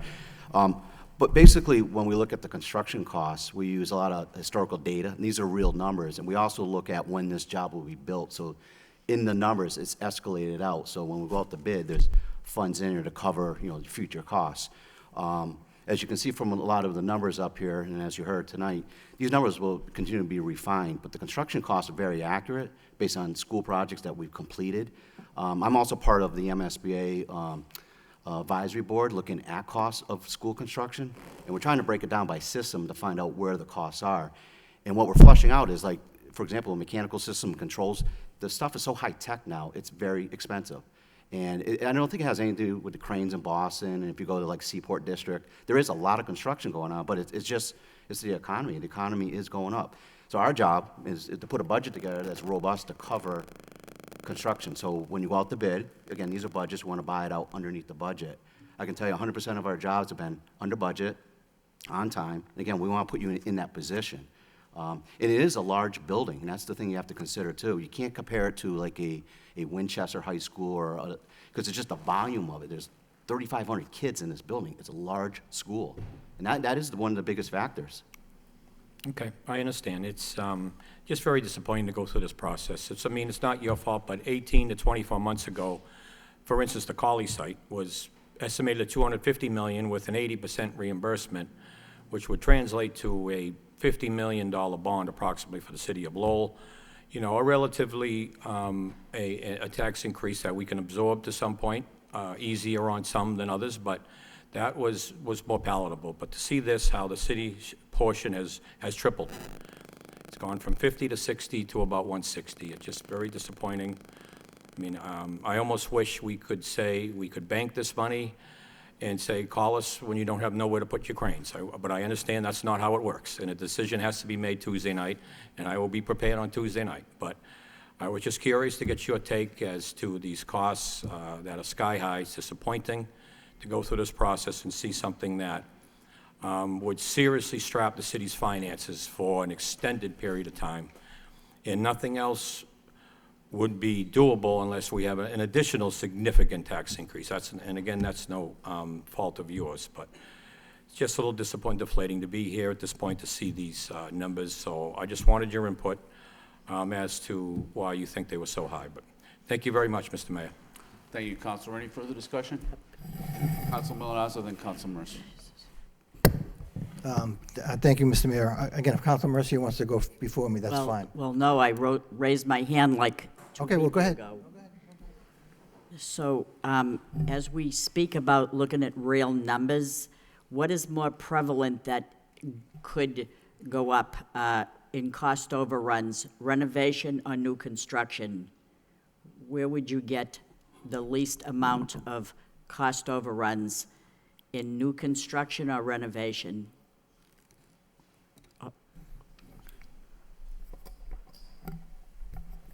In general, renovations have a tendency to have greater overruns than new construction. Thank you. Council Milonazo. I think I could have answered that question, but. You should have. These numbers that you presented this evening, and again, thank you for doing that, are these 2019 through 2022, 23 numbers, or are these in 2017, 2018 numbers? Again, are we projecting, a consumer price change on these costs going forward? Yes, they are escalated to the midpoint of construction. So they're carrying what we anticipate future costs will be. Thank you. And then one other final question. This is probably to the administration. When we talked on Tuesday night, we talked about the parking issue over at Colley and the need for parking variance. And I know that it was brought up as a rumor many months ago that Holy Ghost Park was not in the mix here. And I guess it continues not to be in the mix here. But I'm wondering if the administration, if Colley is chosen, if Holy Ghost would lease us spaces. Again, the school is probably 7 to 3. I'm not sure what goes on over at Holy Ghost Monday through Friday, 7 to 3. So just something, I guess, to consider. I'm not suggesting a taking, I'm just talking about sitting with our neighbors to see if they'd be open to that discussion. Yes, we had identified 2 sites. One would be Holy Ghost Park for parking during the day. The other would be the Janus skating rink that we would look to if we needed to add spaces there. No, sir. Council Rourke? I think it's yeah, through to the manager. Mr. Manager, these, the costs that are associated, looking into the future, is that why the June 13th date was so important to the administration? Because you want to get on that 29th date for the MSBA? And I thought I remember hearing that every month we go past, the June 13th date, that cost actually could go up. Is that basically what? The reason we were pushing the June 13th date was to get onto the June 29th agenda of the MSBA. Otherwise, we'd have to wait until October. Yeah, we'd wait till October. Right, And like you say, the cost of construction. If I remember correctly, if I'm wrong, was it 1.5 a month? 1.2, 1.5. Per month? Yep. All right, thank you. Mr. Manager, with June 29th, they meet every 2 months, right? So they would have a meeting in August, is that? So the schedule is the June 13th was to make the June 29th submission deadline for the August MSBA Board of Directors meeting. And this would give Skanska and Perkins Eastman a couple weeks to put the document together, very similar to that 3,200-page document for the PDP. So, Thank you. Any further discussion? Council Leary? Just a general question for I guess, all the options. Your estimates now, how far, it's kind of a loaded question, but your other projects you have, how far, what's the difference that you have in cost once you go to bid from what you're estimating that you often see? How much of an increase do you normally see? Is there an average out there, what you see? For example, so you're gonna go out to bid in 2018, correct? Roughly. Do you see a significant jump from point right now till, I know you built the escalation costing, but how accurate are you with your escalation costs? Very accurate. That's a better question. I mean, how accurate are you with your escalation prediction when you go out to bid? Very accurate. What we do in-house, we actually track construction costs. So what we do, again, we in these numbers, we have escalation at the midpoint in construction. So when we go out to bid. But you're nailing the number pretty good then. You're not too far off. Like you heard tonight, once you have the project scope and budget, that's the budget. So our task here is to make sure we deliver that under budget. So in your mind, looking at these numbers now, they're pretty much going to come in at these numbers based on your escalation costs. You're pretty confident. Correct. Yep. Okay. Thank you. Thank you. Council Mercy? Thank you, Mr. Mayor. Through you to the city manager, I just want to put this on the table for clarification. So Tuesday morning, the School Building Commission will vote and make a recommendation. That evening, this council will be presented with that recommendation, and we can either vote for it or not vote for it. Is that the way that we see it so far? The city solicitor, could you just come in and explain what you say the vote is on Tuesday? Sure. So the vote before the council, you'll be receiving a recommendation, but it's as we've discussed before, it's not a binding recommendation. So the vote for the council will be a voice vote similar to how you would elect or how you would appoint a city manager or a mayor. All right, so let's say that the board, the Lowell High School board with the 19 or so members, make a recommendation for, let's just hypothetically say, option 3. So this council takes a roll call vote and either supports it or we don't support it. Is that right? No. Well, what do we, so what's the next step? The vote would be presented to the council for its consideration, but the vote that would be called for would be by site.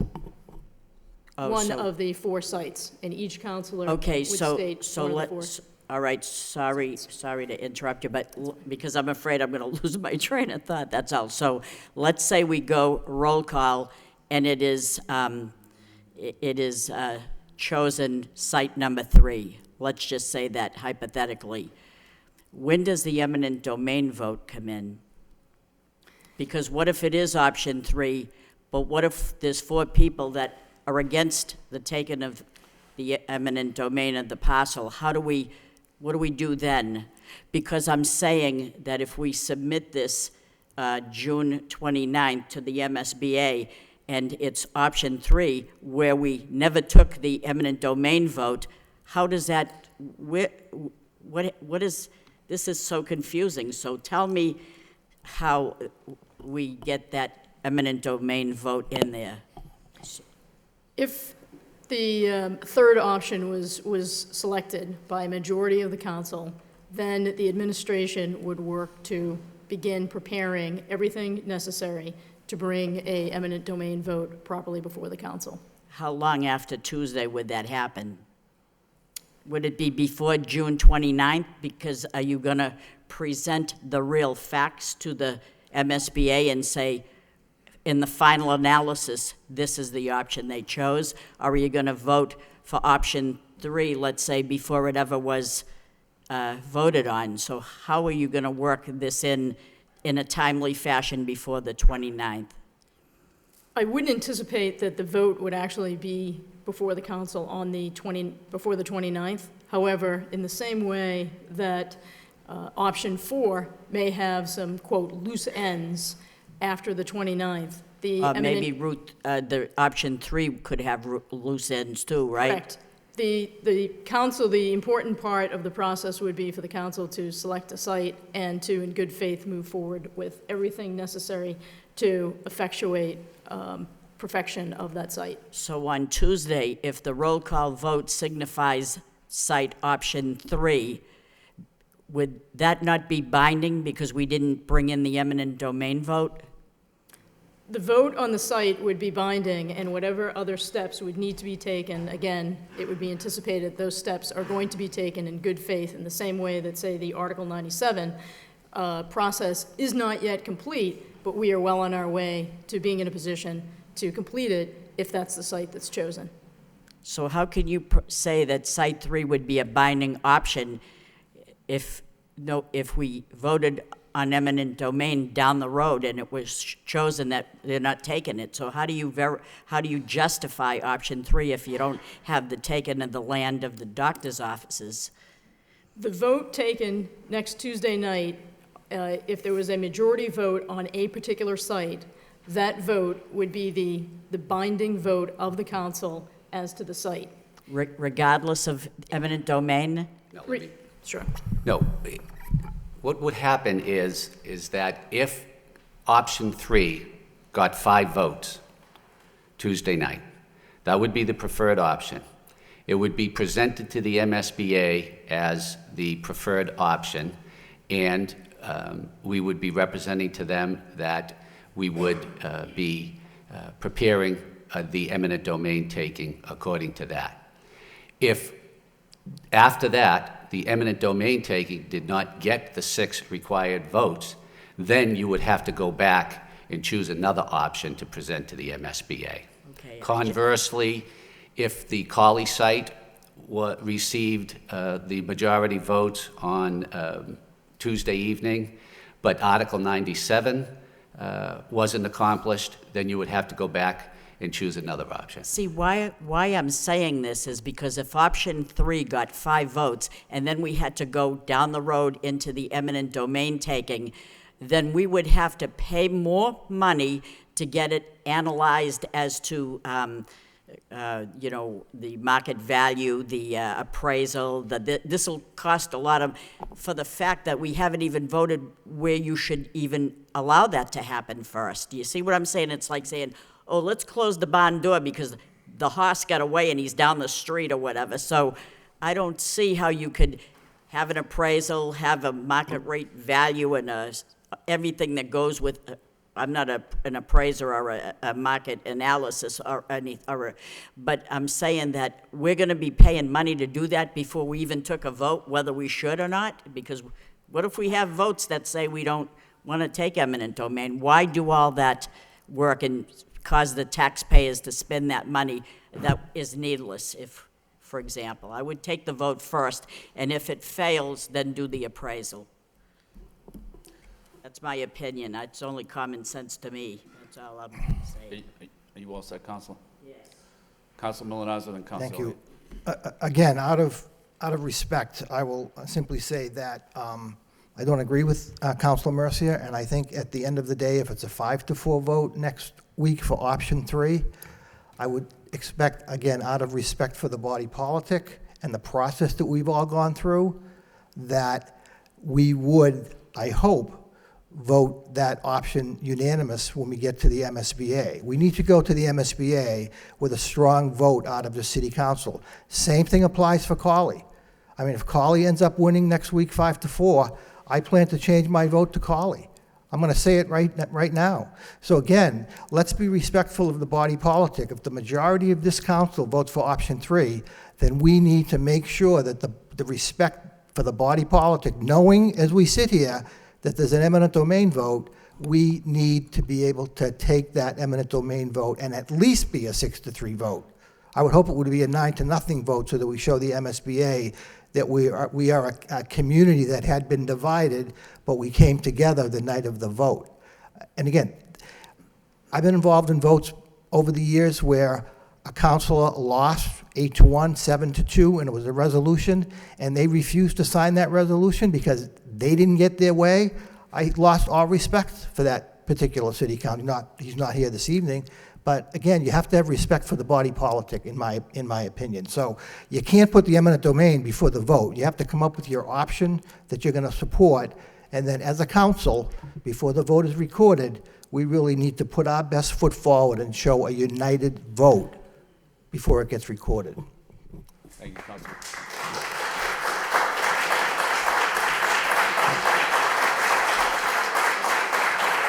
Councilor Elliott. This is what my concern is, as I told you today, Mr. Manager, that it's this governing body that makes the rules, and that's how we should be voting on it. And that's why I asked this gentleman, typically, how is it done? And because if we're going to come in and just all start voting our options, what was the sense of the process that was just alluded to? There's a school business building committee that has been set up, and there is a protocol, there are guidelines, and the job of the school building committee, no matter what the decision is to come in with a preferred option. The notion that we're going to start bringing forward a motion to just start picking options, why does it even matter? So I completely disagree with the motion that you're suggesting and that the solicitor is suggesting. We could be here for days. We have an option that is going to be recommended by the school business committee. What's the sense of having a school building committee with representatives throughout the entire community as set up by SBA? What's the sense of having that? What is their role? Their role is to come up with a recommendation. So I'm going to make a motion that we follow what has been recommended by the SBA, set up, or no? Nothing? Okay. And do what is right. And that what is right is to look at the preferred option. I mean, take the recommendation and vote it up or down, and then we proceed accordingly. So I think that's how we proceed. Some elections for mayors have gone on for hundreds of ballots. I don't understand why we're starting to play these political games. There's a recommendation that is supposed to be set forth as a preferred option. It comes to this body. We either vote for it or not, and then proceed accordingly. So I'd make that in the form of a motion, Mr. Mayor. The motion right now? Well, when else? Gonna wait till next week. Well, is there going to be a motion put forward between now and then? Well, the items, this is just for information to Okay, hear look, from the public. we can wait till this next week, that's fine, but I just, that's how I would see, that's how we conduct ourselves with all other businesses. We don't just start making different options. Okay, thank you, Councilor Leary. To get back to the information, we're going to go through all these, right? Okay, good, perfect. Just, it's a really dumb question, so I'm scared even asking it. Why do you have 23 acres out of 43 acres for the Cawley site? Is that what you're basing your price on, I guess, at the end of the day? And I think I know the answer, but I really don't, so it's a dumb question, and of course I'm asking it. Yeah, it's a fair question. So that is what is developed as part of the project. So meaning specifically the building, parking lots, the whole, so 23 acres of 43.24 are actually going to be worked on in some capacity? Would it be the parking lots or the parks themselves and the building? That's correct. Okay, so so basically, the full renovation makes sense. That's, I'm going to lose 0.2 acres basically of work, right? If you look at the full renovation.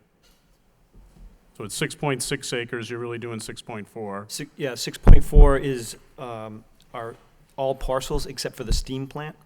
So Oh, that's right, so that's, okay, good, okay. Perfect, and the same with it, so basically you're losing the freshman academy and the option 2. The option 3, you're getting more space for the park, I guess, ultimately. So it basically, how big is that? I mean, I guess I could do option 3, but how big is that park space in option 3 between the freshman academy and the new field house? It's 16,000 square feet. Okay. So comparably speaking, the space that the students use now across the street during PE, it's about the same size as that. Okay, so the same size across the street in terms of like the Cox Circle, or it's smaller than that, but it's like where the sign is at the song? Exactly. Okay. And then the option 2, that's a tiny little space. How big is that space in square footage? About 6,000 square feet. Okay, so it's 10,000 square, it's basically 10,000 square feet bigger in option 3 compared to 2. Right, and that would probably be the difference between outdoor learning, maybe some ROTC marching, but not so much for PE programs like Frisbee. Okay, Frisbee, awesome. Every time I'm here, I was see thinking Frisbee. line course, but okay, fine. Thank you, I appreciate that. Thank you, Counselor. Any further discussion? If I could, I just would like to follow up on 2 things. Is Mr. McGovern here?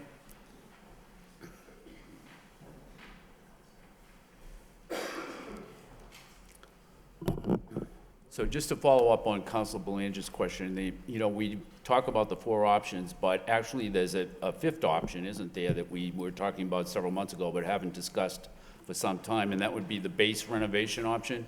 So can you discuss the cost of that and what that option would entail? Yes, through you, Mr. Mayor. So the base option, which was initially looked at back in December, the cost for that was $270 million with an MSBA reimbursement share of approximately $197 million and the city share being approximately $73 million. And what does that entail? What does that renovation involve? So for some examples, it would be the exterior closure, roofing, interior construction, staircases, stairwells, in some cases making them handicap accessible. You would have all of your mechanicals, your plumbing, your HVAC, your electrical wiring, those internal mechanical places. Some of the costs, just to give you an idea, the HVAC would be approximately $26 million, and the wiring to fix all the wiring or rewire all the buildings is approximately $26 million as well. If I may Thank add. you. Councilor Belanger? Thank you, Mr. Mayor. Mr. Mayor, through you to Mike. Now, Mike, that's a very high reimbursement rate. It skyrockets to about 65% on average. How is it? Because it's infrastructure and upgrades, and the reimbursement rate is very high. I mean, it's the base model, obviously, but we're getting a lot more money from the state. Can I get an explanation? Once again, these cost estimations were done back in December, and we're probably at 100,000 feet, if you will. Perkins Eastman could probably address that, or Skanska could address the reimbursement rate for the base repair.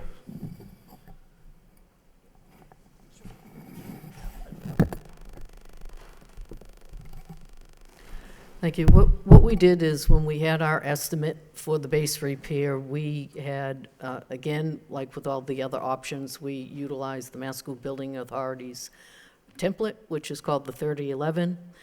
And within that, we were able to assess that there might be additional reimbursement incentive points.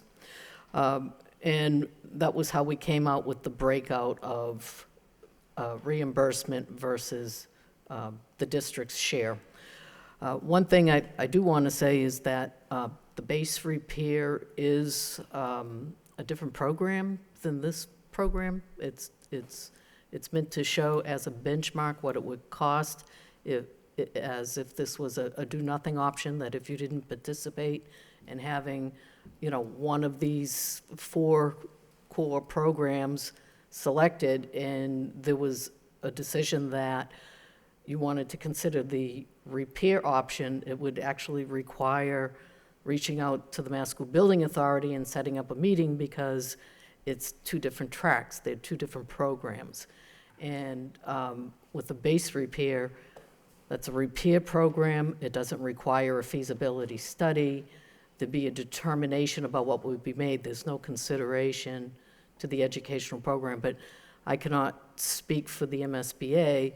My recommendation would be that if there's serious consideration for a repair program, there needs to be a meeting set up with the Mass School Building Authority, and that conversation should be had prior to any vote.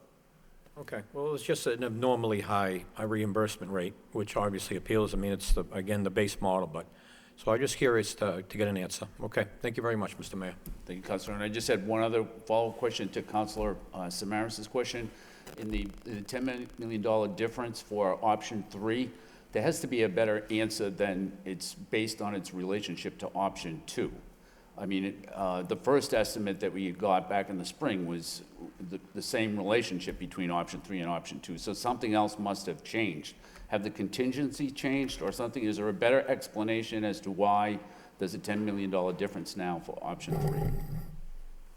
And maybe Skanska is better to answer that question. I don't know. Whoever's the best, but there's got to be a better answer than that. There are compounding factors that affect that. There's a trade cost that was realigned, and that's what I meant when I said it was getting closer to option 2. Those trade costs have been adjusted on this round of estimating so that they're more aligned with option 2. Option 2's trade costs were what option 3 is now, and they're almost identical in terms of those costs. Where you see the greater kind of compounding effect is what happens when you add general conditions and design contingency and construction contingency, and those get compounded. So that difference from where it was to where it is today gets expanded across those. So by trade costs, what you mean is labor? Well, labor and materials. Yeah. Yeah. Okay. And so why wouldn't that carry through all of the options? I think when I looked at this, I see that the trade costs and material costs for 3 wasn't represented as it should have been. And I think this is a correction today. So are you saying you made a mistake the first time around on option 3? I think that's a fair statement. Okay, thanks. Councilor Samaras? No, thank you for the follow-up on that question. My concern is, that was a mistake. I mean, some of the issues that we've had with this program in explaining to the public what we're doing is there have been a lot of changes, from the first time, and we can understand that. Then you make the feasibility study, as you get more information, you can better set the prices. But this is like the final day type of price. We're supposed to vote on this next week. And there's a $10 million difference, and it's about trade. I mean, it doesn't show anywhere else but here, and this is where the mistake. My concern is there a mistake elsewhere that will cost us. I mean, this is not something that makes me happy. And I don't mean to be this way, but the thing is, a $10 million mistake is considerable. And to just say it's a trade-off, well, we found out we have to do a little more that's different. I can't comprehend that. I can't understand that. It doesn't make sense to me. So the thing is, I would hope that before Tuesday, that all of these numbers are looked at, and so we can talk to our public and say with some assurity that there won't be another $10 million mistake. That's, sorry to be that way, but it's not a good answer. Is there any further discussion? Mr. Manager? Yes, you're going to, Mr. Bell, would you continue with the options, please?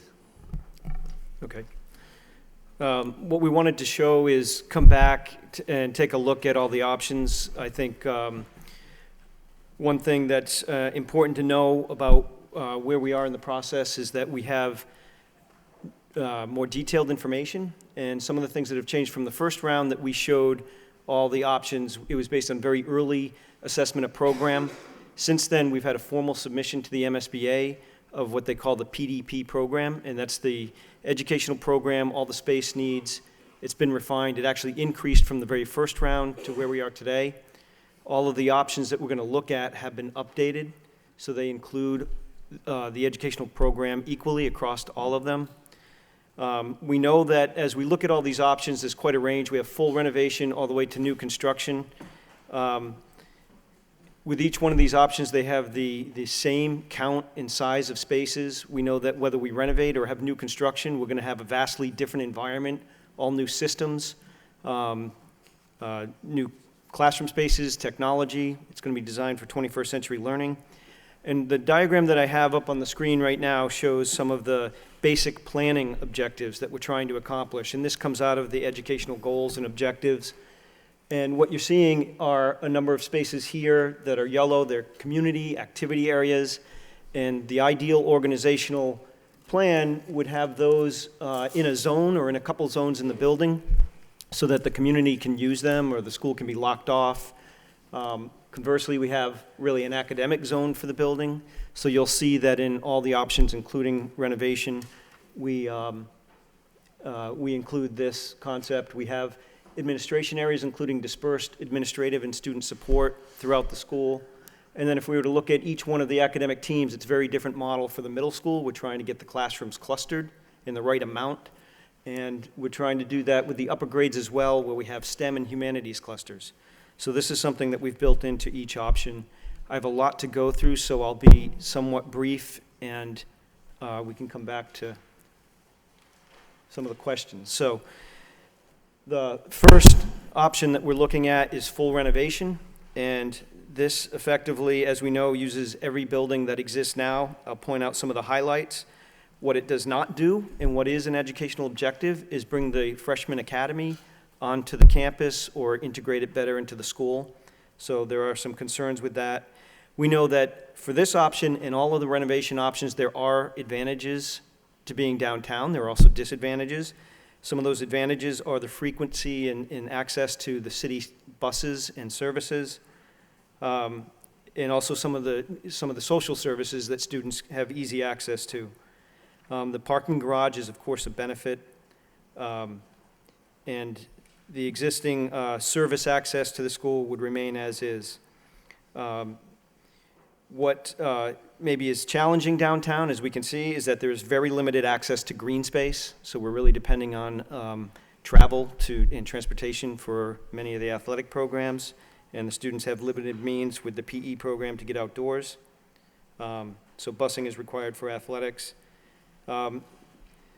This option also, despite being full renovation, does seek to create public activity zones within the school. The auditorium, the Irish auditorium, will always be on a different side of the canal, so it doesn't consolidate all the activity areas together. That's not really a fatal flaw. It just means that that has to be zoned for community use, just as the main portion of the building would need to be.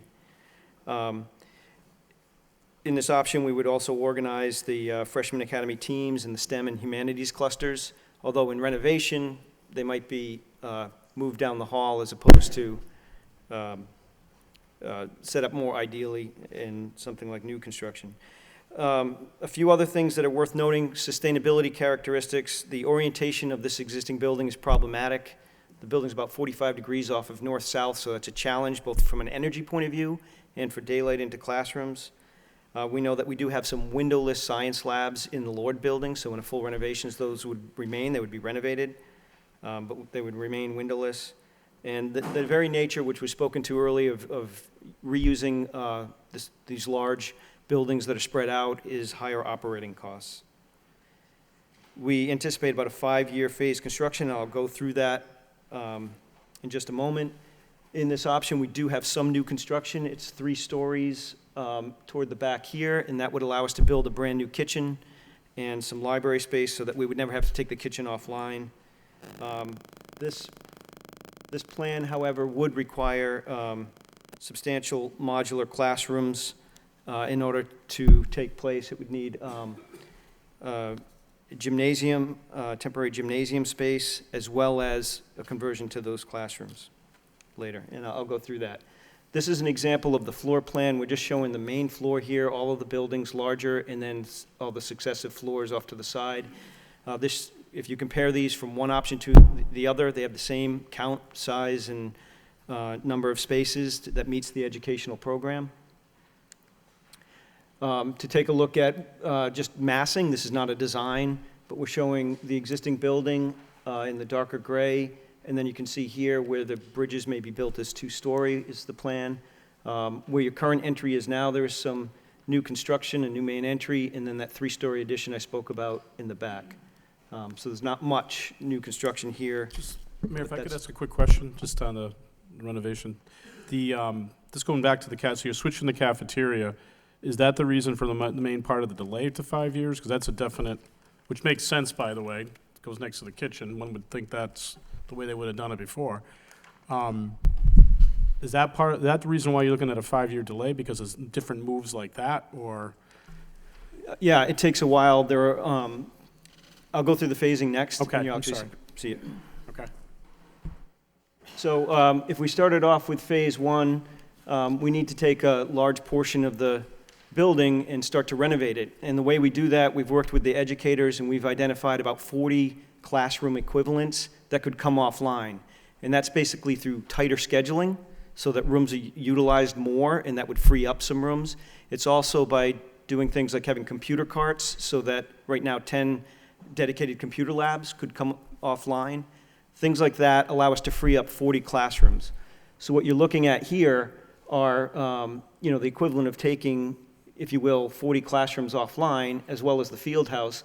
The field house, or your PE needs, physical education needs, require 11 spaces to be. We're able to create a temporary gymnasium across the way. This is just a diagram. The details still to be worked out, but that's the equivalent of 4 stations. When we renovate or free up those 40 classrooms inside the building, we're able to create some PE stations inside the school itself. So down at the lower level, there are a number of rooms that can be turned over and turned into fitness and other types of programs. So we're able to meet the 11 PE space needs. This first phase would only require the temporary gymnasium. If we go into the second phase, we take over the other portion of the Lord building, and anytime you see the red color here, that's the contractor space. That would be on all floors. We're not mixing where the contractor and the students are.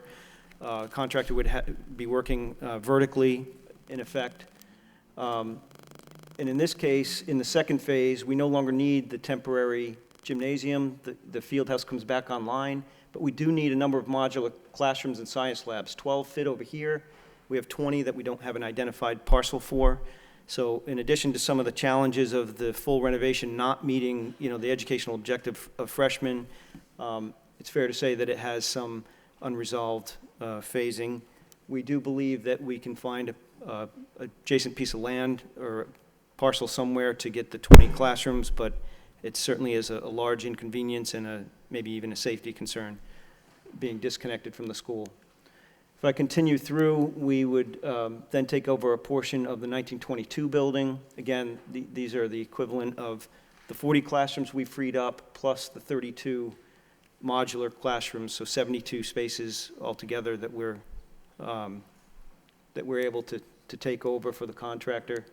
And then we would move our way through the 1922 building and finally finish with the freshman academy. There's a lot more detailed plans that go behind these simple diagrams, and I'm happy to answer detailed questions on any of these. The next option that I want to go through, again, rather quickly is the overall duration is 5 years plus a summer for that full renovation. Just through you to Mayor, just how confident you are on this one to actually hit 5 years? Because I remember when we were on the school committee 4 years ago, we were looking at more like 7 to 8 years. So how did that, obviously more planning, but that's pretty tight for all what you're doing in this particular option. Do you feel confident to be able to do it in that 5 years? Yes, 75% of our work is phased occupied construction. Okay. I can't speak for what the previous study did, but Yeah. things like looking at the school schedule, or even technology has changed probably since you last looked at it, and that allows us to liberate classrooms as well. Okay, but it is dependent on very proficient scheduling then. This option would It's, would really, this is also conceptual, and so we're the architects, and we're trying to look at the feasibility, the possibility to do this. The construction manager is an entity that would yet to be hired. Construction manager would actually take over with a lot more detail and control over the process to come up with the phasing plan. But certainly, if it were the objective to do this in the time frame, there's a way to do it. okay, thank you. With all these plans, is this based, what's the work schedule? Is it based 6 to 2? It's second shift? if at this level, it's standard. We haven't assumed double shifts or anything. You know, there's not. All right. But when you're details. renovating a school, you wouldn't go off of the, well, you could do second shift, but you wouldn't even go off of the school schedule, like by an hour or two, just to make it easier for. There are a number of specialists here that could probably answer that in more detail. We're not in that level of detail. It depends on each community and the conditions. Well, I mean, that's a big factor. Sure. That's going to change the price a lot. Yeah, typically, whoops, sorry. Typically what we'll do is once an option is selected, we'll sit down with administration and really go through it. We have work during the day where we isolate ourselves from the school, but a lot of noisy, dusty stuff, second shift, weekend type of stuff. So at this level, we still haven't gotten to that part yet. All right, but that's like if we said we want your second shift, that's going to change the whole pricing, right? Yeah, Can and a typically- community ask you to work second shift instead of first shift? Excuse me, say again? Can a community ask you to do second shift work instead of being there when the kids are there? Can we ask you to do this on a different time schedule so kids aren't in the buildings? You can ask us to do anything. It hasn't happened to date, I can tell you that. No, I know, but it would make sense, Yeah. but I mean, that would change the cost. Oh, right? absolutely would, yeah. Okay, all right. So, just to that, it'll change the cost significantly. I mean, I'm curious what happens with deliveries of materials and construction. You've never seen it happen to date. Typically, we work 7 to 3, and we arrange it so the deliveries are midday, so they don't impact the arrival and departure of students. Okay. So on this renovation as well as the others, there will be construction certainly on site and in those buildings where students are going to school, similarly to the construction that took place in Winchester. I mean, there are walls, but there's still construction in the buildings where kids are going to school. Yes. Okay, thank you. Thank you. Okay, how long will the gym be offline? In the full renovation, we're saying 1 year, 3 months. Okay. The temporary gym, do you expect that to be able to handle the Division I sports, the after-school sports programs, or will they have to go out to the middle schools? They would have to go out to other locations. We don't expect that it would be full competition. It would satisfy primarily the PE program. Okay, I'm just bringing up, that's the reality using this construction. Okay, you talked about, you've negotiated with very close scheduling that you could pick up 40 rooms. I've brought up constantly the idea of, have you at least thought of talking with the union about having an extended day, which could probably easily add 30 more rooms to, in other words, I see 40 rooms as a very tight, area for you to separate the students, and the workers. But if you could put another, say, 30 rooms and make it 70 rooms or something like that, by having an extended day, has that been at least talked about as? It definitely has been talked about. We prioritized as we came up with ways to create swing space. Yeah. That was not one of the higher priorities. In fact, that was kind of a delayed exploration, if you will, from among the educational leadership team. They would choose not to unless they needed to go there. I think of all the options, of course, there's a lot to look at and be concerned with the full renovation, but you can see, I'll go through the other options as well, and things get a lot more comfortable. No, it's very tight. Can you just go over the cafeteria again, how the cafeteria is going to work? Yeah, that's a great question. So, in the first phase, we are building the new kitchen, primarily new kitchen, so that we can maintain continuity of food service. The existing cafeteria would remain functioning in this first phase. In the second phase, where we previously, if I go back, the gym is offline here. We get 4 PE stations here, and we get a number of PE stations, 4 more down at the lower basement level. We've cleared out a bunch of rooms, including storage rooms. And we also are able to use the cafeteria, both here and in the freshman academy, for the periods where food service is not occurring. It creates the equivalent of 3 spaces. So that's how we get to 11. The reason I tell you that is, once we get to the next phase, we no longer need those spaces we cleared out in the basement. That now becomes the temporary cafeteria space. Okay, thank you. Thank you, Mr. Mayor. Is Sarah Brown still here? So, just a quick question. On all the options downtown, all the renovation options, the students will be in the buildings as they're being renovated?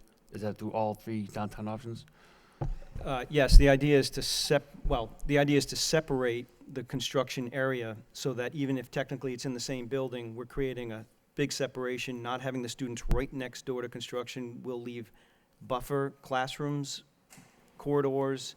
Students will use different stairwells than the contractor, so we really separate them entirely and vertically on all floors. Okay, so it'd just be a classroom or 2 difference between the actual construction going on, the renovation, and where students may be? Yes, although in the diagrams that we have, we never encountered the number of rooms where we had construction right next to a classroom where we needed a buffer classroom. We've been able to go full width the corridor, stairwell to stairwell, and then in the corridor as the buffer between contractor and student areas. Okay, all right, thanks. So, Sarah, I know you mentioned earlier with the asbestos studies, you said it was 12% in the 22 building? Approximately, yes. And 16 in the Lord?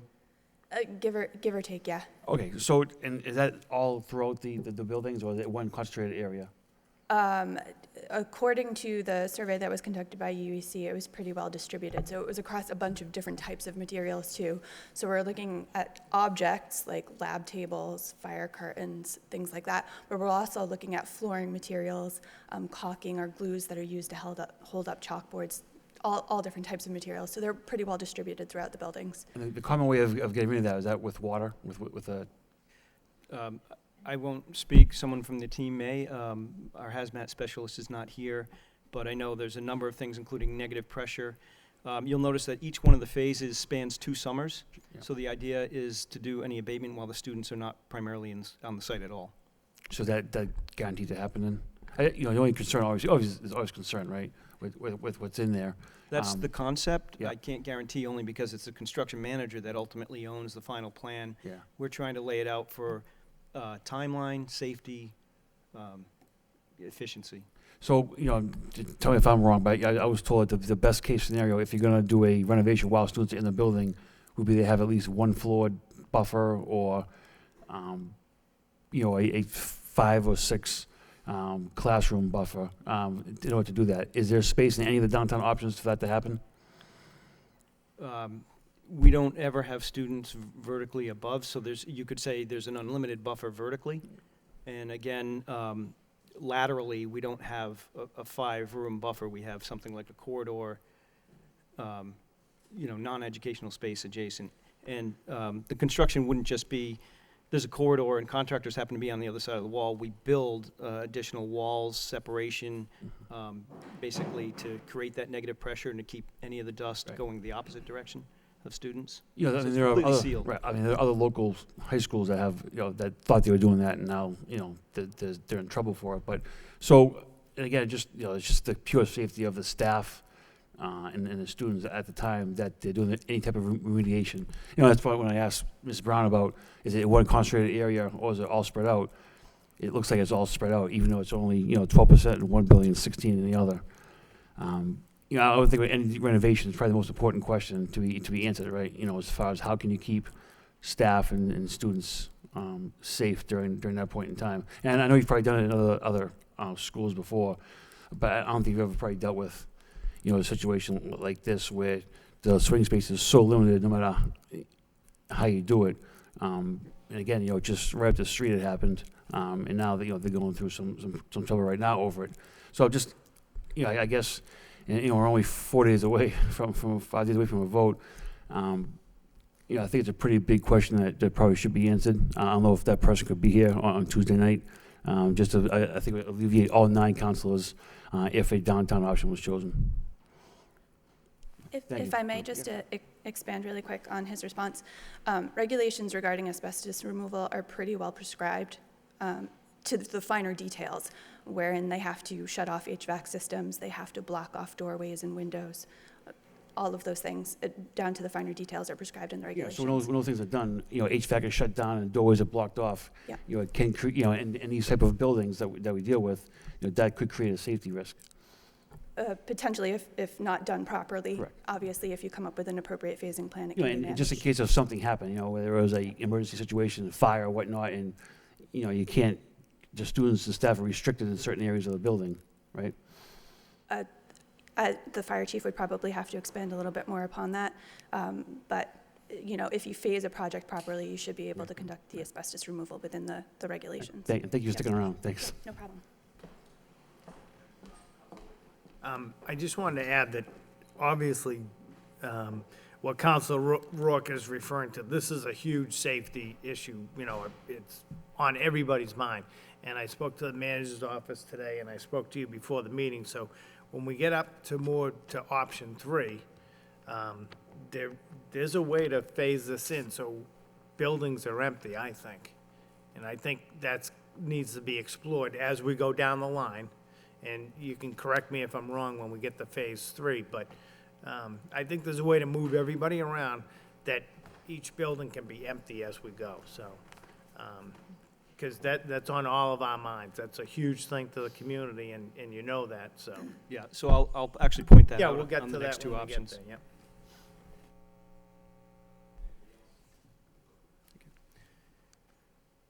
So the next 2 options that we're going to look at are the ad reno option 2 and 3. Of course, the difference is whether adjacent property is able to be utilized. In this option, as we've talked about, we're using 6 of the 6.6 acres because we no longer have the freshman academy. So one of the significant merits of this is that now we have brought the freshmen on site.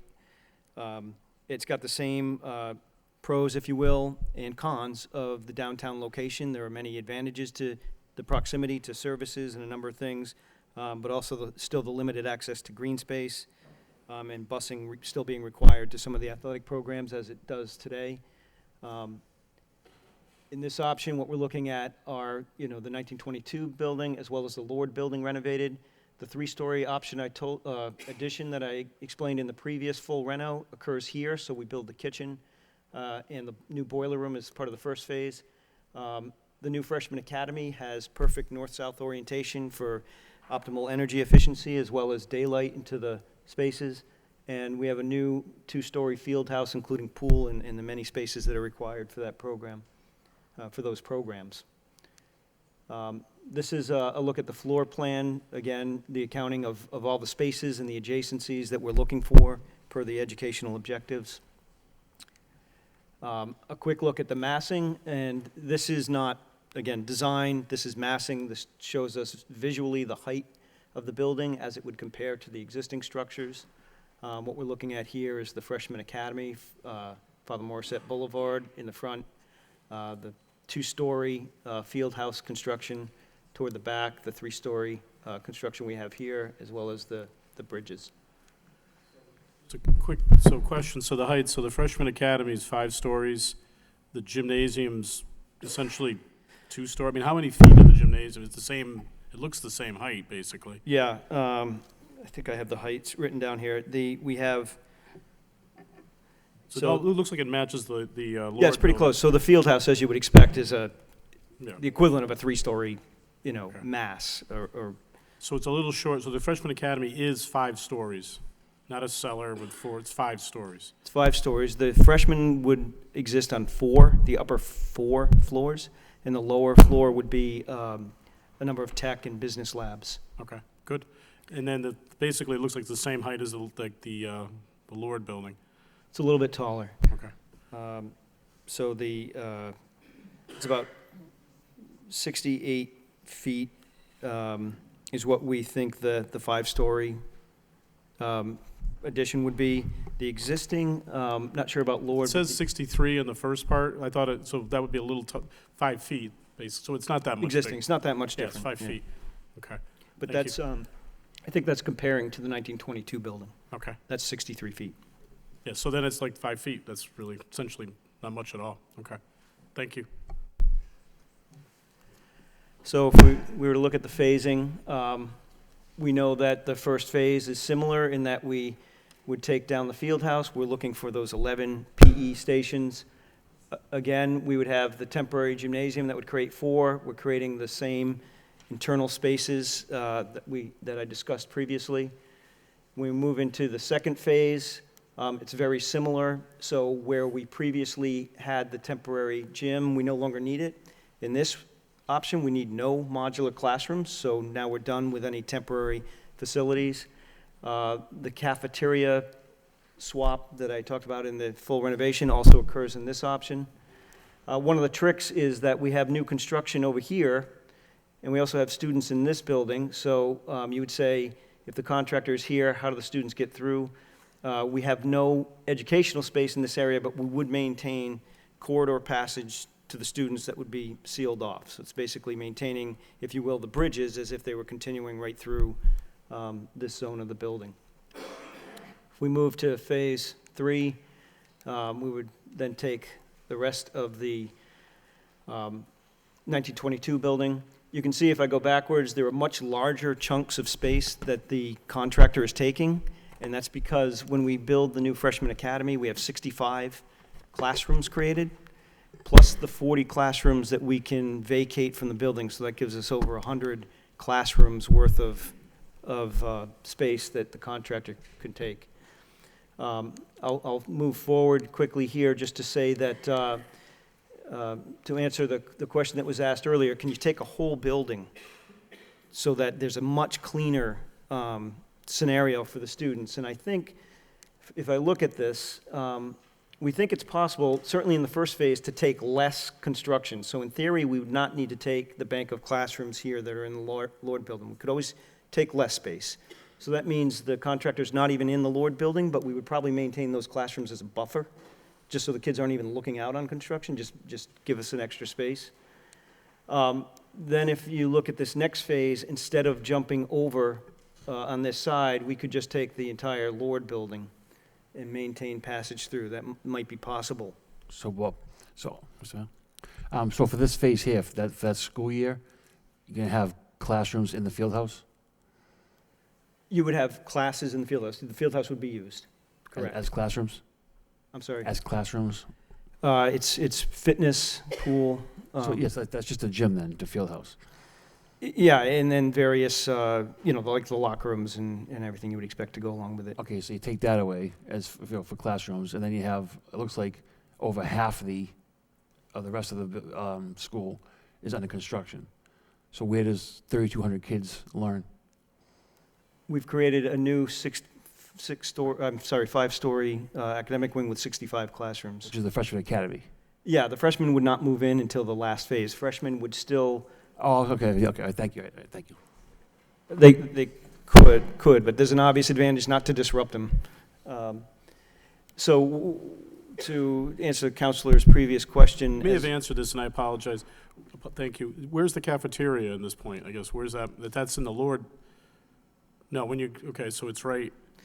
So first phase, we build the kitchen. Yeah. We've gone down to the basement level and created a whole bunch of PE spaces. That. So when now you're in there, now you're in the Lord building working. Where's the cafeteria now then? Is it? I'd have to go into the details, but we did a similar thing where we've created space for the cafeteria. And that's like in the first floor below? Okay. I think in the plan, it may be that we've now created more PE space than you're used to, so you can always Cafeteria would be in the PE area? Well, you could always use one station, before you finish a fitness room, it could be used as such. Okay. Thank you. Okay, so what I was trying to explain is how could we do this better? And it was something that was asked of just a little while ago. Again, in the first phase, if we didn't take any of the Lord building, as I described, we'd keep the contractor out of the building entirely. In the second phase, we then would need to work on those rooms that we didn't take previously, but maybe we don't take any of this space over here. So again, the contractor now is only in the Lord building, and we don't have a mix of students and contractor in the same building. The students would still need to get from the 1922 building over to the new construction we've created, and again, we can do that maintaining, tunnels effectively through that area, through that work zone. But then when we get over here, what I'm thinking might be the solution is instead of taking the entire half of the 1922 building in Colburn Hall, maybe we take the entire 1922 building and leave the Colburn Hall. It's effectively a separate building. It's pretty close to it. What that would mean then is you would add a phase. So you might add time, and you'd have to finish Colburn Hall, but you've got the very clean separation that you're talking about, where the students are in an entire building, the contractor's in an entirely separate building as you make your way through. So that certainly is something that we're doing it kind of live here, but it seems conceptually feasible. If I go to the next option, I'll rush through this one because it's very similar, but the obvious advantage is your first phase of two things I want to point out. Of course, if we had the adjacent parcel of land, we can build the new field house on it, and that creates substantially more green space, which we talked about. Since we have more elbow room, we're also suggesting that we resolve the windowless classrooms, or science labs is what they are, by creating large light wells through the center of the building. That displaces some square footage that we can fit into a little bit more room for construction. If we were to look at the floor plan, quickly at the massing, it's very similar to what you looked at before. Really, the field house is just pushed further back. The phasing is where there's the real big difference, because you're building the new field house off-site while the students are still using the existing school. So you're really not mixing the contractor and the students.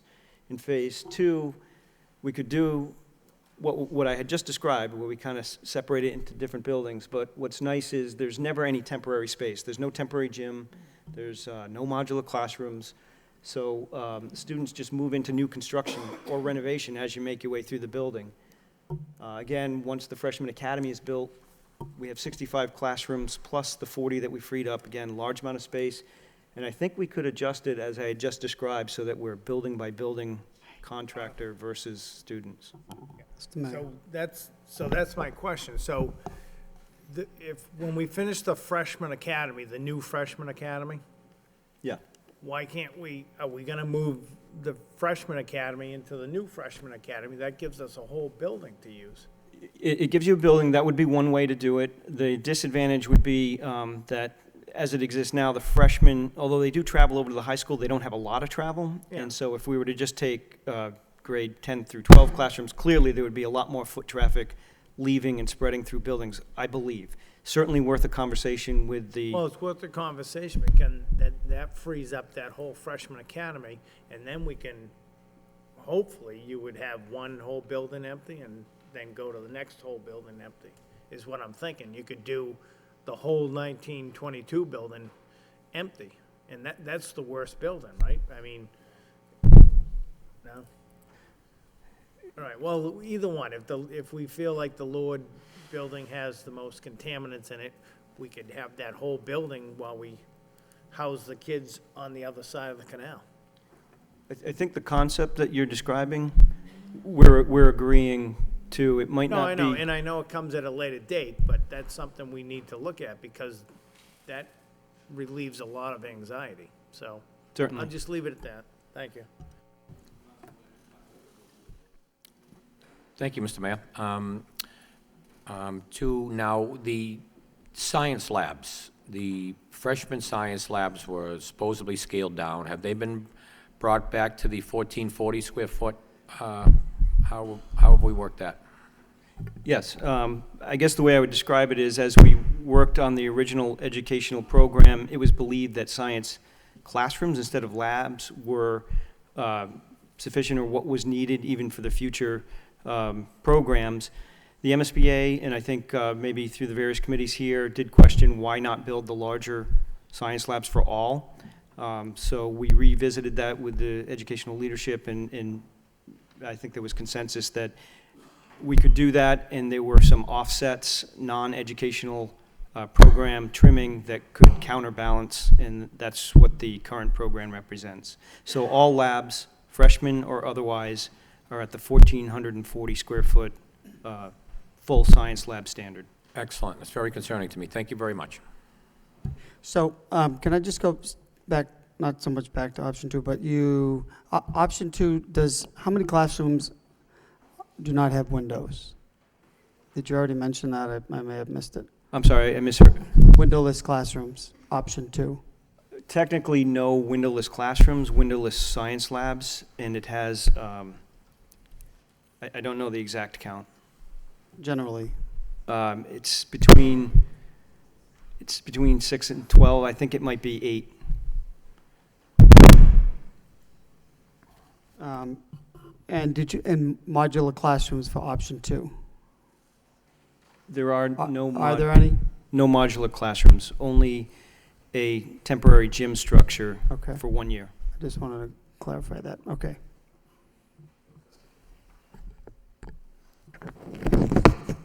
Okay, thanks.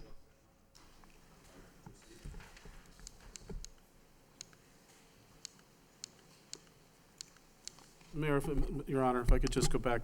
16,000 square feet for the inside, or is that the total? Because you have an additional, like a bus area out front, or at least a tree area. Is that 16,000 all of it, or is that additional outside, just the square footage? I'm just trying to get a concept in my head how big that space is actually going to be.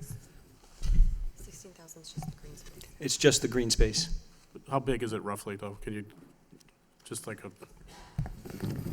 So basically the courtyard is 16,000 square feet. Correct. So it's basically 80 by 200. Okay, thank you.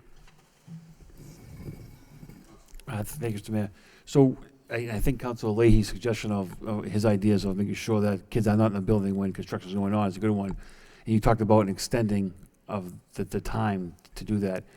Is there, can you estimate how much longer it'd take?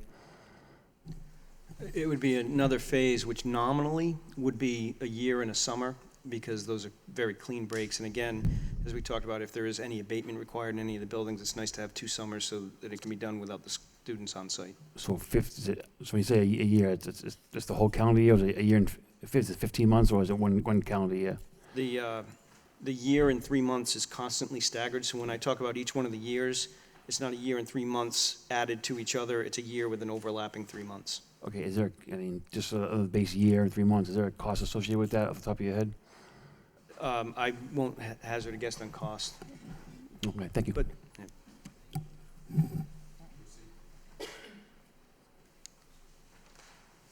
so the next 2 options that we want to look at or bring up to date are the Colley site, of course, the 4- and 5-story option. So here, as we've described, we're using 23.5 of the 43.24 acres, and that's based on survey information, more detailed information that we've received. The school is more efficient at 590, roughly 1,000 gross square feet. In this case, it's 4-story, which would be about 58 feet tall. With the 4-story, it's a bigger footprint than the 5-story. We're able to fit 750 parking spaces on site, as well as the separate bus and car, but I'll let our landscape architect speak to the site. Thanks. So you'll notice in both the 4-story and the 5-story option, the building is relatively in the same space, and the reason for that is we have a couple different constraints. So the Martin Colley Stadium, we're leaving intact fully, and then we're bordered to the north by wetlands, as well as the 100-foot wetland setback, and then we have the Tewksbury line to our east. And so that's the reason in all these options, the building's in relatively the same place, but maybe a different rotation. And then, you know, from there, we've looked at taking our different program elements, which we've gotten from the traffic analysis, which would be our 850 parking spaces, our 46 buses, there's 10 to 11 vans that we need to accommodate for. And then we're looking at locating those all on the site. Something we found very successful at other schools is separating our parent drop-off versus our bus drop-off, which we are doing in both of these options. And I think there was a great question before saying, you know, is this the perfect circulation pattern around the school? And I think the answer to that is, you know, this is feasibility right now, so we're locating all of these elements, but in the future, on the selected option, we will vet this over and over and over, you know, with traffic mitigation as well as with the city to make sure where we're showing roadways is perfect. Another goal we had was not just to locate these program elements, but we want to make this feel like a campus, like the school's not just shoved into the site. And we're also looking at locating 2 fields, a softball field and a field hockey field. And I think we've done that pretty successfully on the sides. So in essence, this school is actually bookended, and the site is bookended by fields on all sides. In this study, you have bus circulation coming off of Village Street, and you also have, thanks, Bob. So that will fit 46 buses right there. And then we have the parent drop-off looping in off of Village Street as well.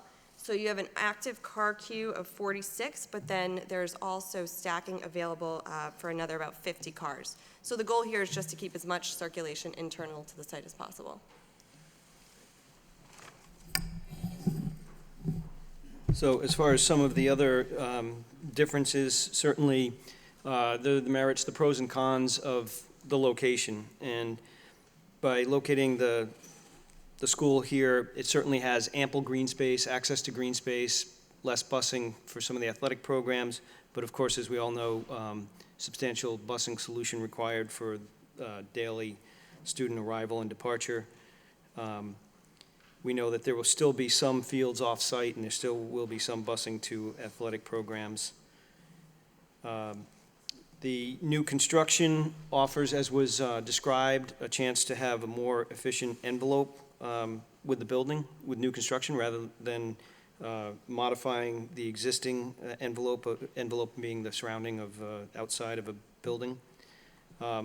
One thing that was asked repeatedly is educationally, is one better than the other? And what I can say is, with the exception of full renovation, which doesn't bring the freshmen on site, that the other options, ad reno and new, all meet the same space standards, count, and sizes. They meet the educational objectives, but it's fair to say, and I will say, that the new construction can do it a little bit better. So they can all do it, but in new construction, as an example, you can set up a cluster of rooms so that they have maybe some window and transparency and pull-out space so that they can literally have a visual connection of teachers. So that's a little bit better. It's not an absolute requirement in the educational program. The real objective in the ed program is to get those rooms near each other so the teachers have convenient planning time. So that occurs in any option, but in new construction you can do things a little bit different. Obviously there are no windowless classrooms. There's ideal daylight. The wing is not pure north and south, and that's to navigate some of the constraints on the site. We'd probably continue working on the layout so that we got better north-south orientation for the predominantly classroom wing. We know that in new construction you can expect lower overall operating costs, as was suggested. The phasing advantages are clear on this. It's a shorter duration. It's 3 years. You're completely off-site and away from the existing school, so the students just move in. We do know that also there is, however, the Article 97 field replication off-site, which comes with this option. There's no phasing to show you, no diagram. This is a look at the floor plan and the layout of spaces, accounting for everything. The massing really doesn't do you any good unless you have context, so we did mass it out to show the height. If I change over to now the 5-story option, really what we're talking about is just a shorter academic wing altogether. We now have 5 stories of construction. We're using the same 23.5 of the 43.24 spaces, but what we've been able to do with that relief of footprint with a smaller building is add about exactly 100 additional parking spaces, so we're at 850 total, which aligns with the target.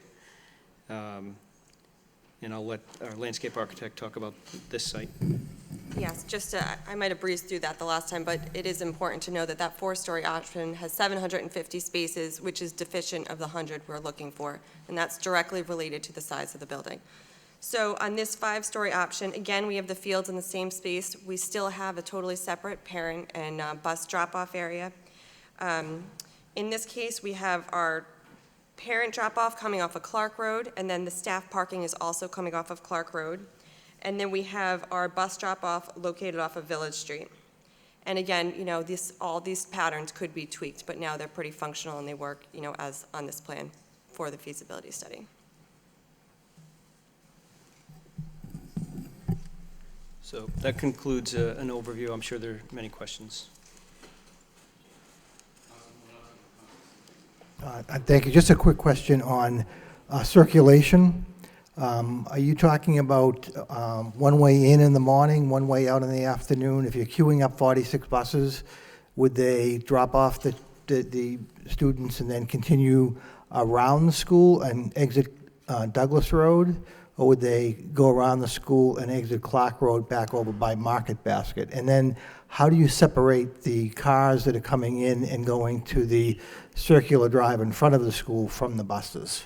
Yeah, that's a great question. And that is also something that some of these details aren't fully worked out. Like you mentioned, could the buses exit onto Douglas? That's a great point. They might be able to. And I might defer to the traffic engineer from the city to answer some of these questions. But in this scenario, we have our buses coming in like this, stacking up, and then I had them exiting out onto Village. So there will, at some point, be one conflict with, somebody parking their car and the buses coming out. And that might be a deficiency of this specific orientation that could be fixed if the bus is, for instance, left on Douglas. Follow up, if I could, Mr. Mayor. What's the timeline? Are we talking 7:15 to 7:45 to get everybody off the buses, or are we talking a longer period of time? Again, if you're taking that many students and getting dropped off, are we talking? Yeah, so our school AM peak hour is 7:15 to 8:15 a.m. So that's what you're looking at. And then it's also important to note that the drop-off, and I won't go into great detail about it, but the drop-off in the morning is greater than the amount of parents picking up in the afternoon because of after-school activities and, parents working too. So that's all stuff that needs to be taken into consideration. Okay, thank you. Council Samaras. Thank you. Okay, I understand we're talking about a campus school, so my first perception was 3-story buildings spread across the campus to be to me, a true campus school. So because of parking, you're going to go from a 4-story to a 5-story.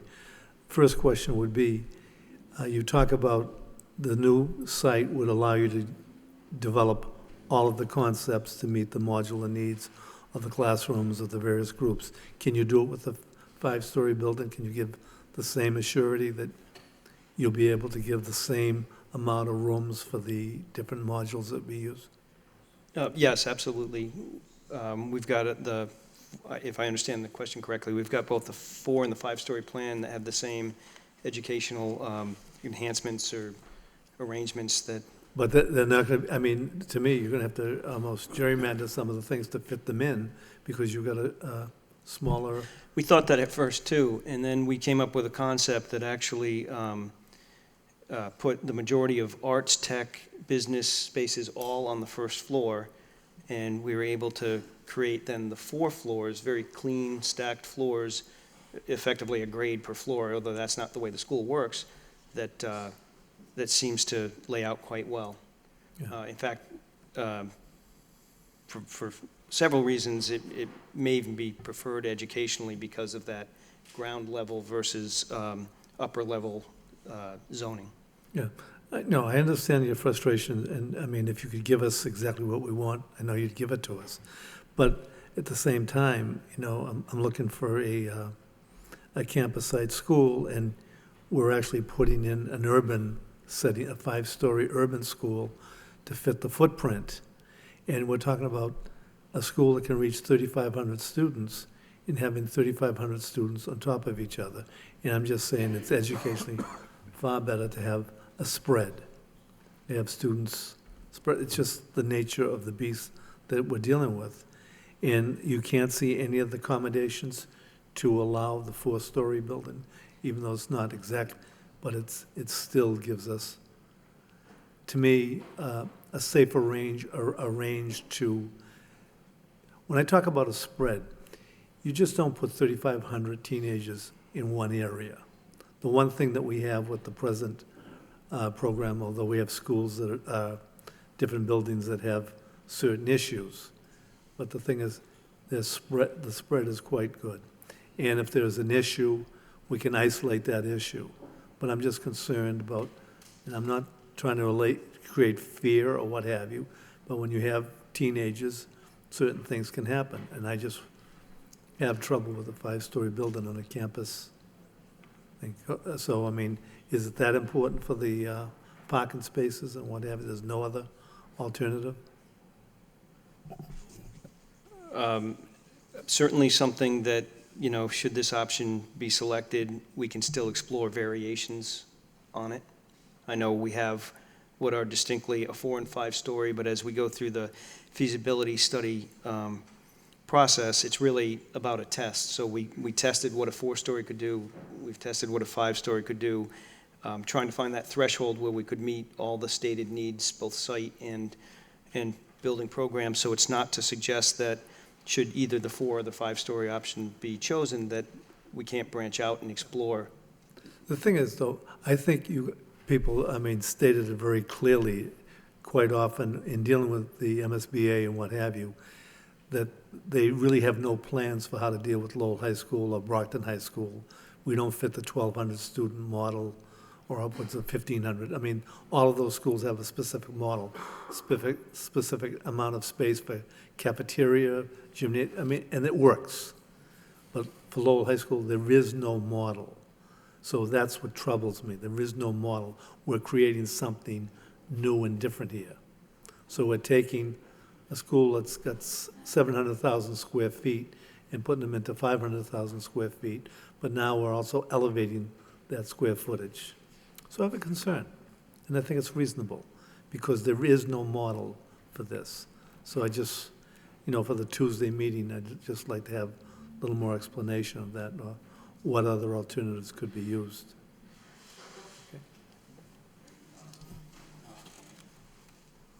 Thank you, Mr. Mayor. My question is as to the fields that are going to be on site.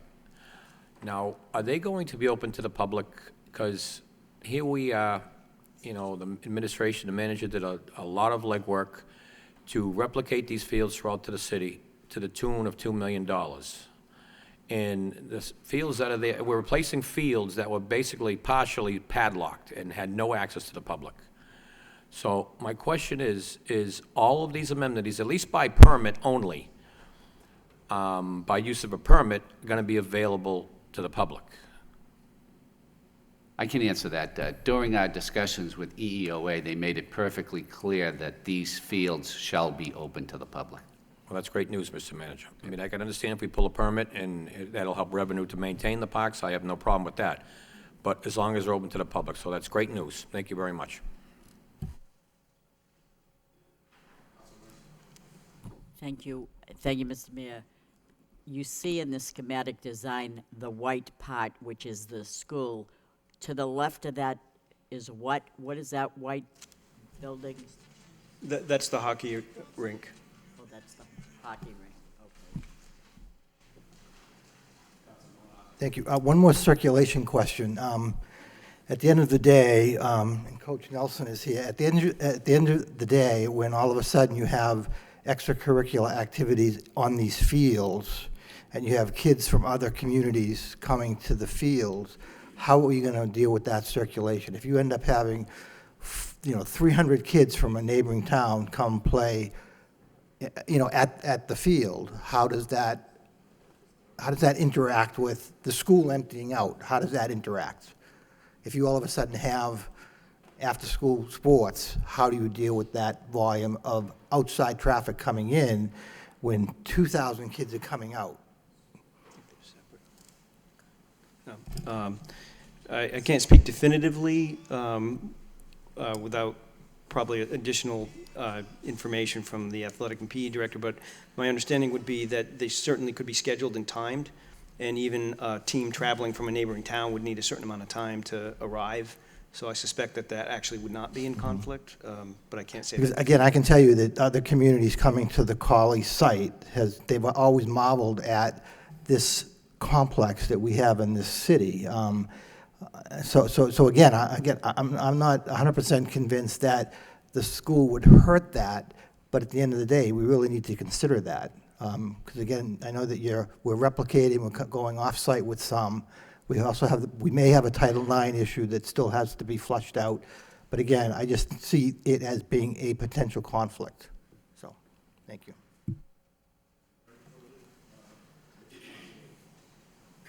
Thank you. I just have one, I guess, it may or may not be relevant, but does anybody know how many parking spots we have at Colley right now are available, like in the front and the sides and all that?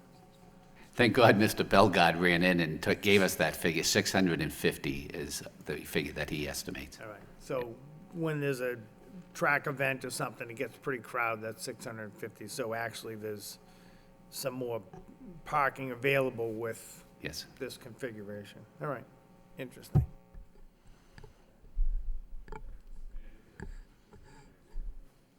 Yes, that concludes the presentation.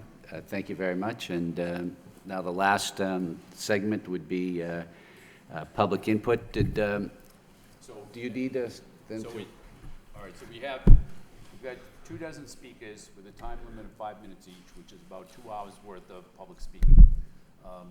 So if there's no objection from the council, and if the council has no more questions, then the personnel that have been here to answer the questions and the people from Skanska and Perkins Eastman would leave, so that we can do that part. Council Blaine. Yeah, so I'm sorry, Mr. Mayor. One more final question to you, to the manager. Mr. Manager, what is the status with the repairs at the current high school now? With the extensive repairs that supposedly needs to be done, may I ask? What we did is, Mr. Shanahan had that famous now report relative to Lowell High School.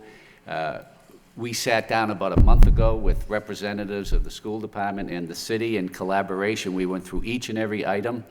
We prioritized the items that had to be addressed. Those items are being addressed. And I was happy, Mr. Martin said that he loves, there's like 5 DPW trucks there now on a regular basis. Yesterday, we also met with Mr. Baldwin and Mr. Bellegarde and Mr. Troop, because quite honestly, you know, no matter where the new site is chosen, the children are going to be in this high school for 4 years. 5 years. So we have to address those issues now. And I'm talking about a leaking roof. And we're going to put money into the roof because we're going to have to, we have to make sure that they're learning in a conducive environment. So we've hired a company to inspect the roof at Lowell High School and come back with a recommendation and a proposed cost. And then we will be looking into ways to finance those repairs along with the other repairs like fire doors and everything else that's on the list. So we're moving along with those repairs. Oh, that's great to hear, but what are the costs? Well, like I said, we just hired a company to go in and to look at it and give us an estimate, so I really can't tell you right now what the cost is, but I should know in a couple of weeks, and I'll be able to report back to you. No one by Tuesday, huh? For Tuesday? I'll certainly ask them if they could get it by Tuesday. That's good. That would be great to know. Okay. Thank you, Mr. Manager. Thanks. Thank you, Councilor. Any further? So if there's no objection, we'll just take a 2-minute recess so that personnel can leave the chamber.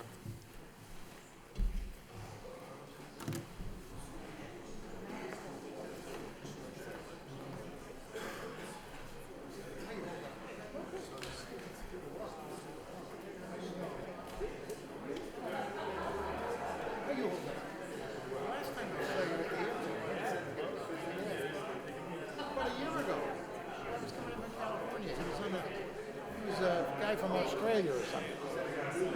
He sat across the aisle from me.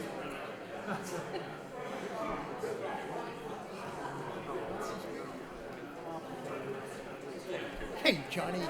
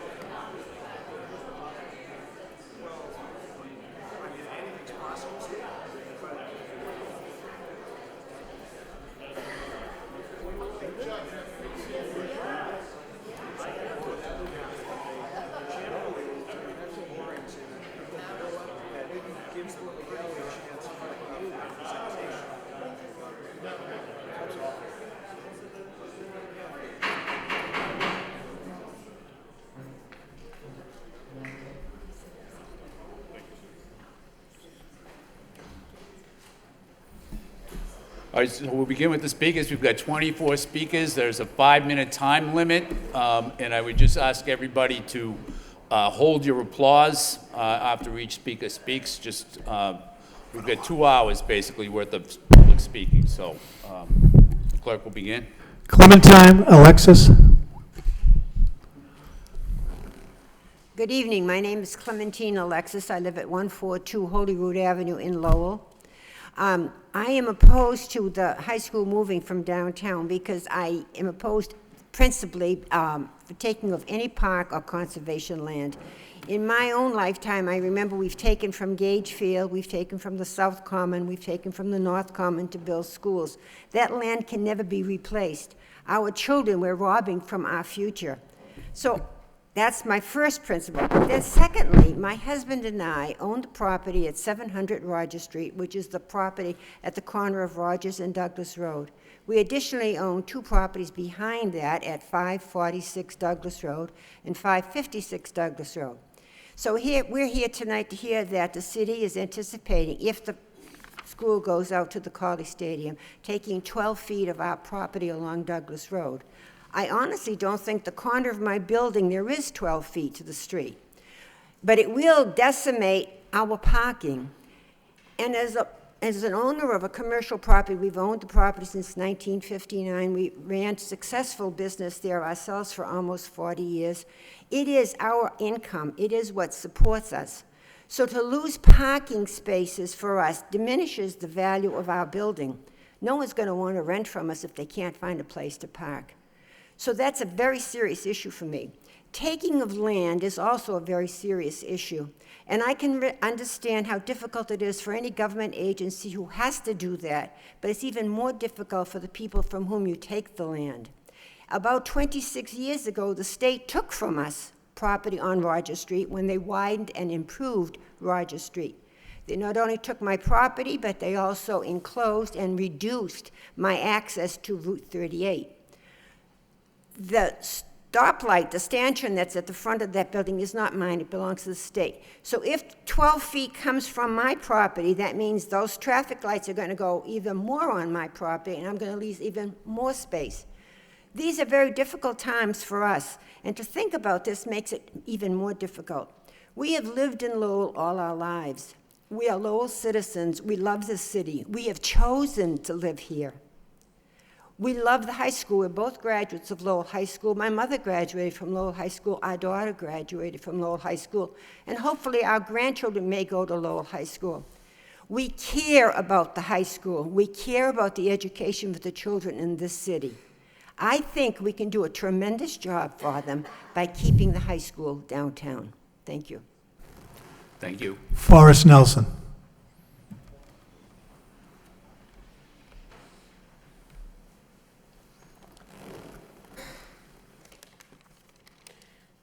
Good evening. My name is Forrest Nelson, and I live at 208 Fairmount Street, and I'm 12 years old and in the 6th grade. I strongly believe that option 4, the Colley site, is the best location for the new high school. Colley will be much healthier, more spacious, and the best educational setting. I have wanted to go to Lowell High School all my life. It is my favorite high school, and it always will be. I do, though, understand that the option 3 is historical and somehow beneficial to nearby businesses, except that it takes away the business at 75 Arcan Drive, which creates $50,000 in tax revenue. Historically is history, though, and history is in the past. We need to think about our future, which is our children. Do we really want our children spending 4 important years of their life with health concerns surrounding them, distractions while learning because of construction, and college dorms blocks away? This is why I believe that option 4, the Colley site, is the best location for the new high school. Thank you. Thank you. Quinn Lawrence.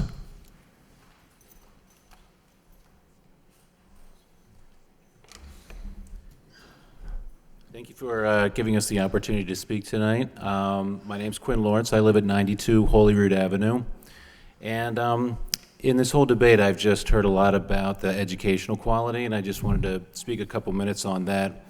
I went to an urban high school in Washington, D.C., and there was a lot of pressure to move the school at different times. In the 1960s, there were race riots. Parts of the city burned down. This was it's a Jesuit Catholic school, and they resisted that pressure to move. And I went there in the 1980s, and that was part of the educational experience. That environment, seeing poverty and homelessness, this isn't ideal, but this is what life is about also. And I think that seeing that, I think that gives you a more worldly view, and I think that educational quality is really better at downtown.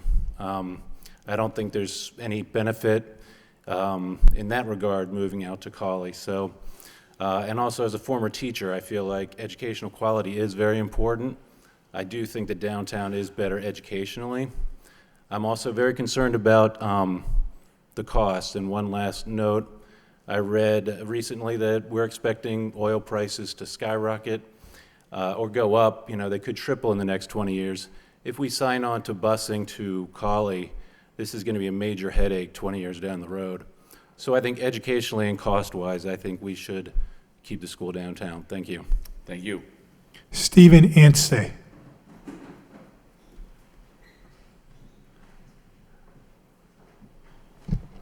I'm Stephen Anstey, 231 Mount Hope Street. Mr. Mayor, City Councilors, thank you for this opportunity to speak to you tonight. I'm here after sitting for many hours with you Tuesday night, listening to 1,000 little problems and concerns with the Colley site, and dozens of calls for creative thinking to solve those problems. I've given deep thought to the transportation issues, the traffic problems, the infrastructure, the parking, the inequality of access for our neediest citizens, for the loss of green space, the commuting times, the disruption to the neighborhood, the distance from the resources, the higher cost, the possible liabilities and legal costs. And I sat here with you for hours listening. I've given it all a lot of thought.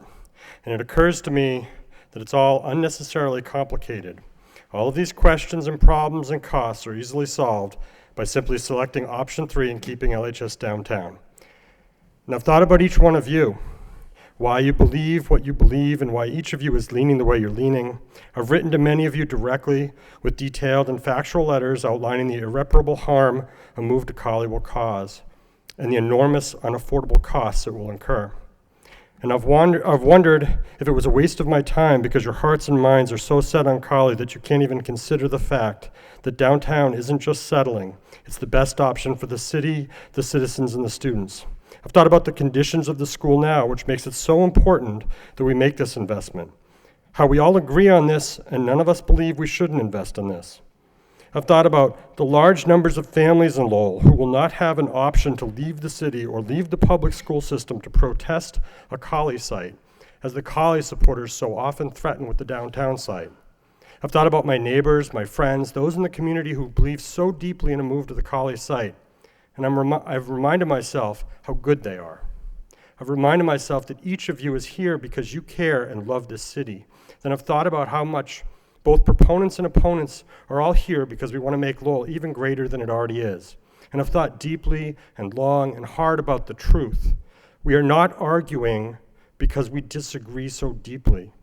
We are arguing because we all agree so intensely in the most important things. Our people deserve the best. Our high school is not the best right now. Lowell is better than this. We can do this. We can and we will pay the cost because it matters. I've thought long and hard about the plaque inscribed on the outside of Lowell High School.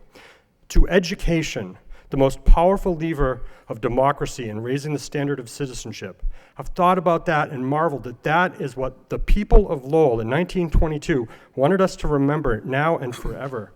This was the tribute and reminder from them to us, the ones that must carry on the endless work of making the city live up to her potential. This reminder, this is their faith placed in the future, and their reminder to us why education matters and how it will serve us as a powerful tool to lift us all up. So for those of you who are concerned with what kind of facility a new LHS downtown would look like, I urge you to look at the many downtown projects and how mind-blowing they are. I urge the City Council to remember their tours of these places and how better than new is uttered and meant in those tours. For those of you who are worried about traffic and construction downtown, I ask you to consider how passionately this community around you cares and wants this to be amazing. Look how this city does right by her citizens, all of her citizens, and have faith that we will take care of you and your children. This safety and experience will be a priority because it is our priority. This has been our priority, and it will continue to be our priority. Paul Songus didn't fight for the city to get its name plastered all over to get his name plastered all over the place. Neither did Pollard, Boot, Mogan, Meehan, or LaLasher. They invested their time and their energy and their treasure here because they believed in the city and the people here. I believe that option 3 gives us the best chance to become that city, the one they envisioned and the one they believed in. LHS downtown, renewed and reborn and rebuilt, will continue to be one of the crown jewels of a downtown that illustrates public-private nonprofit partnership, a work of craftsmanship and art, full with history that teaches and instructs each of us as we walk past. If we want something that is the best, then don't look for shinier or more modern seeming. Don't settle for a cliched suburban caricature of beauty and modernity. The real beauty and future is right here downtown. I've sent notes to all of you and publicly posted and shared them. I've outlined and supported dozens of substantial, insurmountable problems with the Collie Plan and the devastating impacts of such a move. If you have not read them, I urge you to. And if you have, then I have nothing more to add. Thank you very much. Thank you. Ryan Gilday.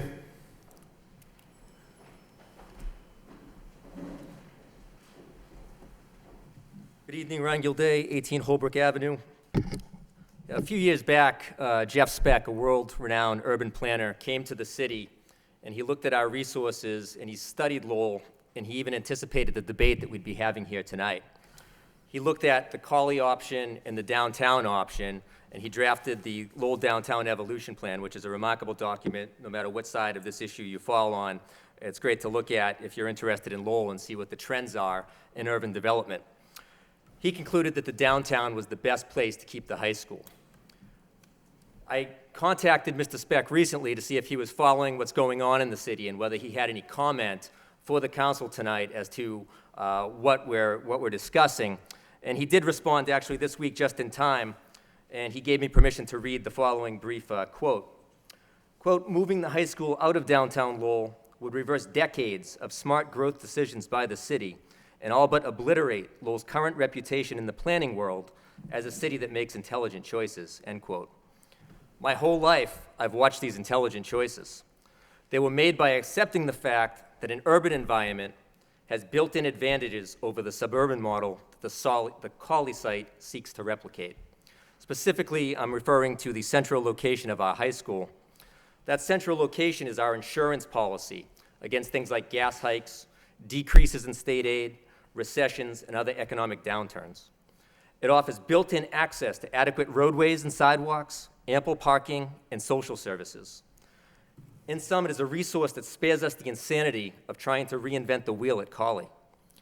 If we accept the Colley plan on Tuesday, we step away from what smart cities are doing and what people like Mr. Speck advocate. We step away from financial flexibility and resiliency. We step away from equality. We step away from walkability. And most troubling, we step away from the idea that our children contribute to the fabric of our downtown and have the same rights to, quote, prime real estate as private industry. We would be buying into a suburban model that is dated and needlessly expensive. We are obviously a city of very limited resources. At a minimum, we have a duty to exploit what we have available and build upon what we've already done. That is what smart cities do. That is what option 3 offers. I ask you to support option 3. Thank you. Thank you. Shelby Bovier. Hi, Shelby Bovier, 51 Compass Road. I come here tonight both as an employee at Lowell High School, which I know is not easy for any of us to do. I also come as a mother of 2 children, both in 5th and 3rd grade, who will be affected by whatever decision is made by the city. I know that some of the challenges that we face as administrators and educators in trying to educate and reach over 3,500 plus students every day is just getting our students to engage and invest in the school. Engaging in their learning, engaging in clubs, sports, and everyday tasks of just getting to school. We've heard arguments that we'll see a huge spike in attendance issues, dropouts, and even graduation rates if the school were to move to Colley. I would argue the opposite.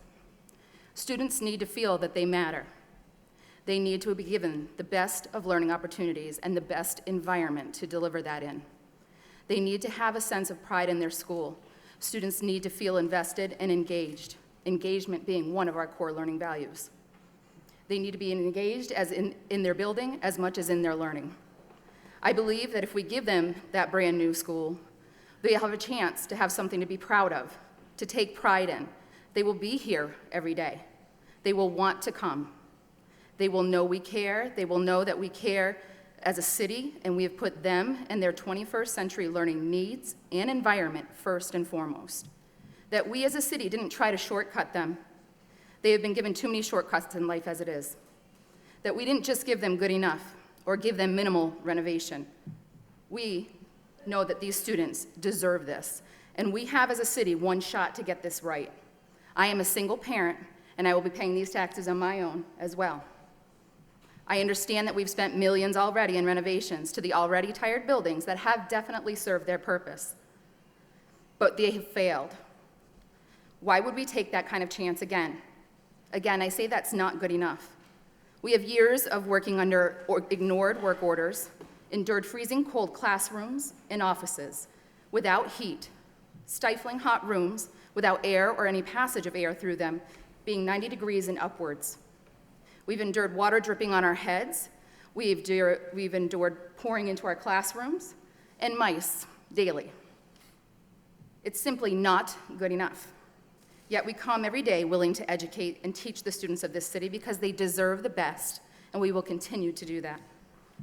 When will we as a city stop putting Band-Aids on buildings and invest in 21st century environments to help supplement the already wonderful offerings that we have socially, in our heritage, and our opportunities for our students?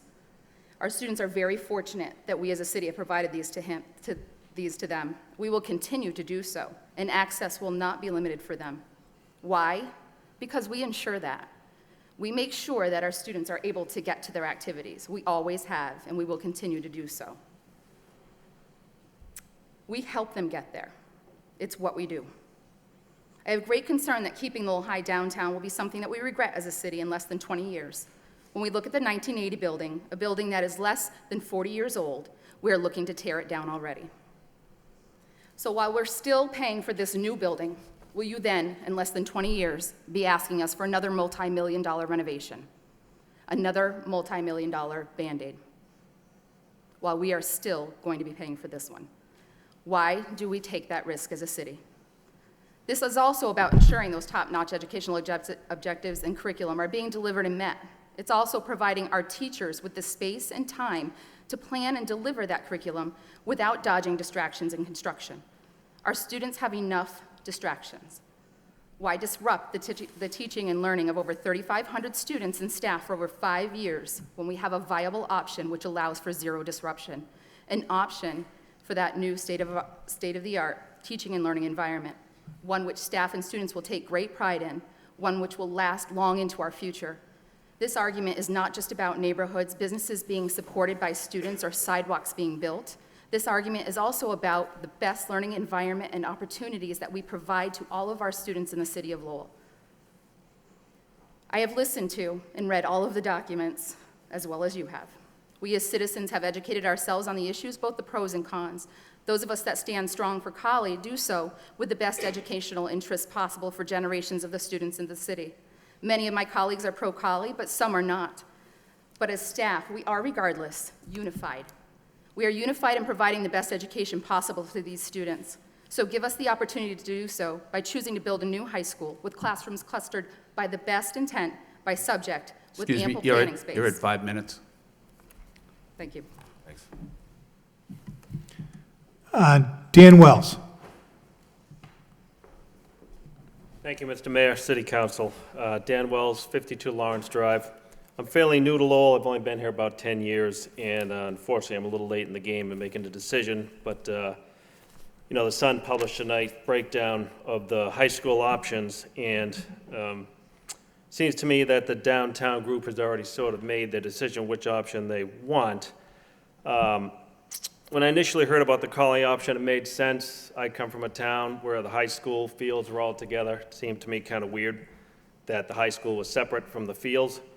But having been here for 10 years, it works, and I think someone made a point the other night that new is not necessarily better.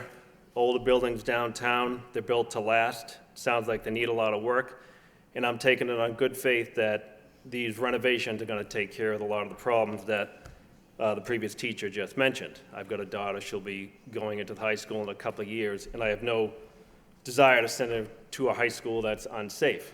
But dollars and cents, I think it just makes sense to go with the renovation. I get it, new high school, it's shiny, but we all want a new car. Sometimes a good secondhand model is all we need. Busing costs, relocating fields, I think these are all factors that we have to consider. High school downtown, it's accessible to the whole city, and I think option 2 is the best way to go. Looking at the breakdown by what the Sun has, it's the cheapest of the options. I don't think option 1, the full renovation, is really palatable to anybody with modular classrooms. Option 2, all's we're left, we have a temporary gym, and we don't have to go through the eminent domain.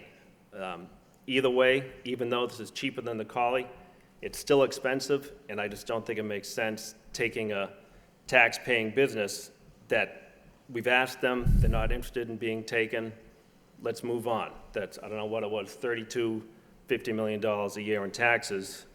We're gonna need that tax money to help pay for this construction. Thank you. Thank you. Walter Nelson.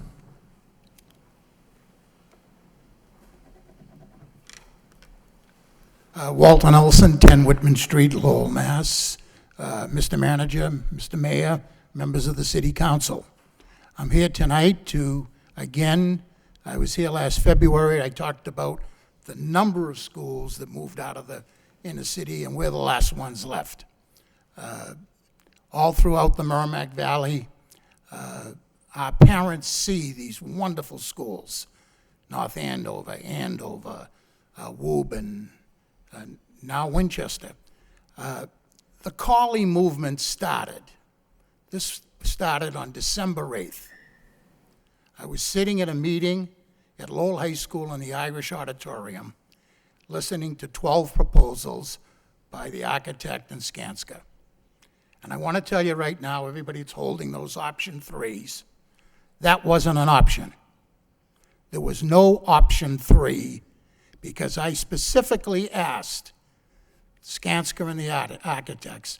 I always thought if we were going to stay downtown, we were going to expand the footprint. That was not an option, they told me at that point. I was very, very disappointed. I was even more disappointed when I saw the 400-student fraternity house go up across the street. I thought, looking across the river, wouldn't that make a wonderful science technology building? That lot was sitting vacant for 5 years. Where's our vision? Where's our vision? The opportunities were here. We missed out on opportunities. We have an opportunity today to move out to Colley Stadium, build a beautiful high school, state-of-the-art, turn the keys over and walk in. Not talk about putting tents out on Cox Circle, closing down athletic facilities for 2 or 3 winters. This doesn't make sense to me. Doesn't make sense to me. The fields at Colley could be taken care of very easily just putting in field turf. So they're multi-use. I don't understand why people haven't mentioned that. The situation is this, and I understand why people on Clark Road and Douglas Road are concerned. But I did, and I just want to conclude with this. A couple of weeks ago, I'm reading the Boston Globe, real estate section. Open house on Sunday. 4 bedrooms, 2.5 baths. 10,000 square foot lot, 2-car garage. Walk to the Mitchell School and the high school. Walk to the Mitchell School and the high school. Price, $1.39 million. Why is it in other communities advertised as a positive living near a school and a high school, and we here in Lowell think it's a negative? Thank you. Eric Nelson. Thank you.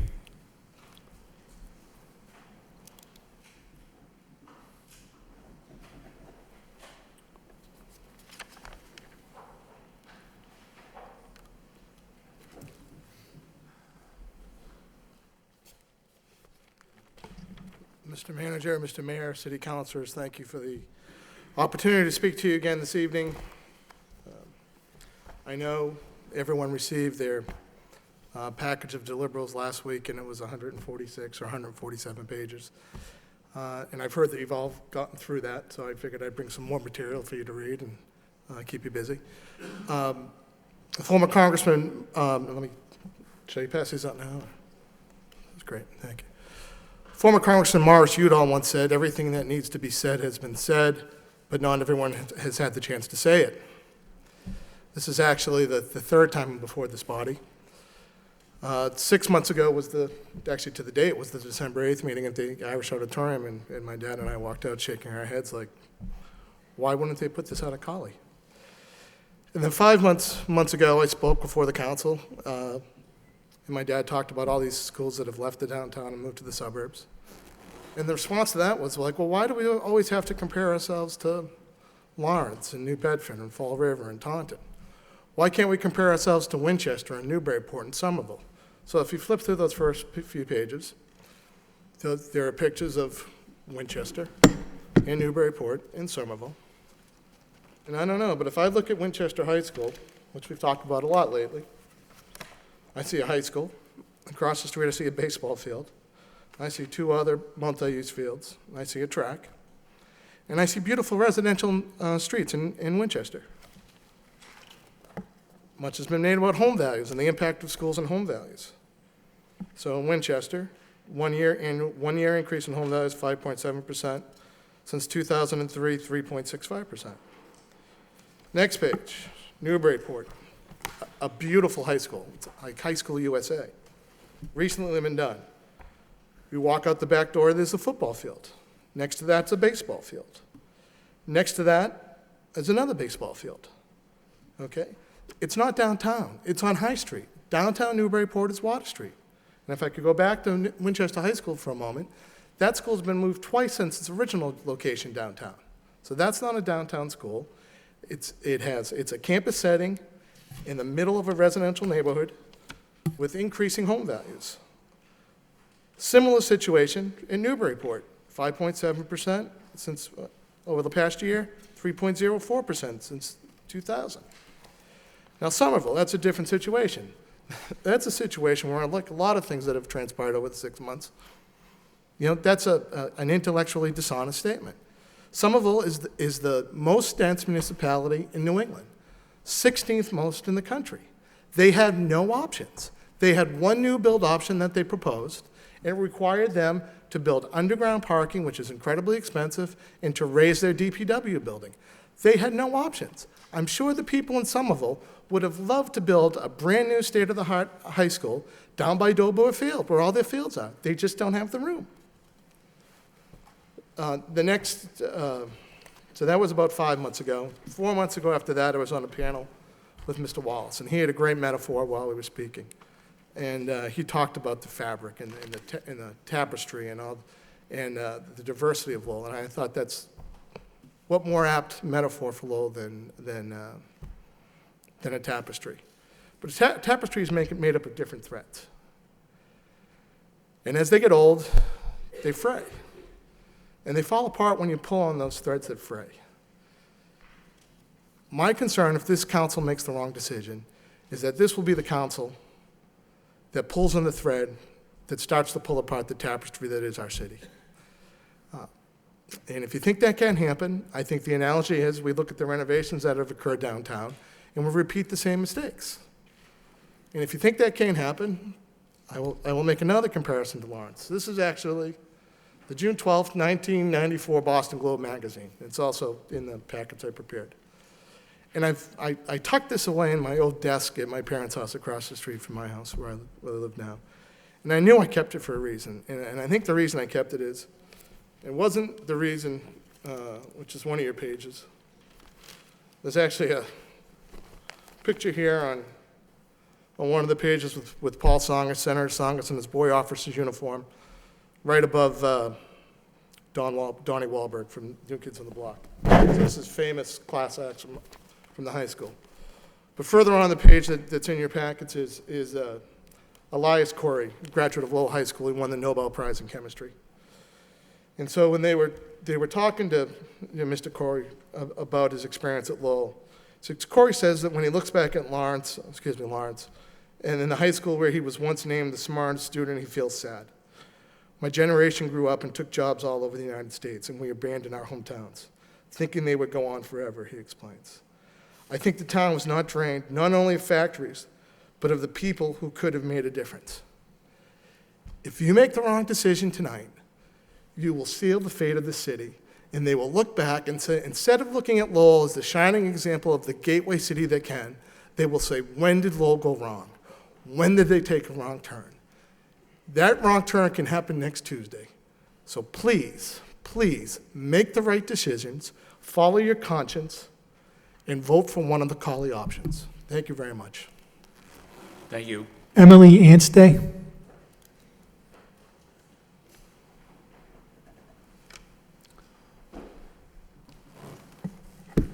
Emily Anstey, 90 Agawam Street, LHS graduate, class of 2010. Mr. Mayor, City Council, thank you for this important public forum and for giving us all a chance to speak tonight. Lowell Pride, what does that mean to you? Why do you choose this place to be your home, your community, your place?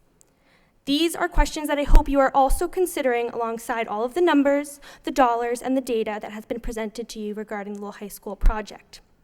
It is vital that you consider these questions, because if you vote to move the high school to the very edge of the city, the tenor, the vibe, and indeed the very fabric of our city will change. Lowell Pride, the Lowell Pride that we hope our city's future generations will feel, will be different, and it will not be for the better. I want to share with you my story of my Lowell Pride, because it is a direct result of my downtown Lowell High School education. I'm speaking tonight not only about my sense of community pride, but also as an expert in heritage interpretation and place-based education. I chose to become an educator. However, I'm not your typical teacher. I'm a place-based educator, an interpreter for the resources. If you want an example of an interpreter, look to the Lorax by Dr. Seuss. I am the Lorax. I speak for the trees. I speak for the trees have no tongues, and I am asking you, sir, at the top of my lungs, this thing, that horrible thing that I see, what's that thing you've made out of my truffula tree? Lowell High School is my truffula tree. I speak for its identity. I speak for its future. I speak for Lowell High School downtown. Why do the Lorax and I speak for these things? We do it because maybe, just maybe, if people understand the place around them, they will come to care for it, even just a little bit. As an interpreter, a place-based educator, a Lowellian, tonight I speak for this place, the city of Lowell. It is because I grew up in this urban setting and attended a downtown Lowell High School that I am a place-based educator. I was situated in one of the most amazing places in this country, while also living my life, marching in the band, and going to school. It is because of going to this true urban high school that I have an appreciation for how amazing our city is.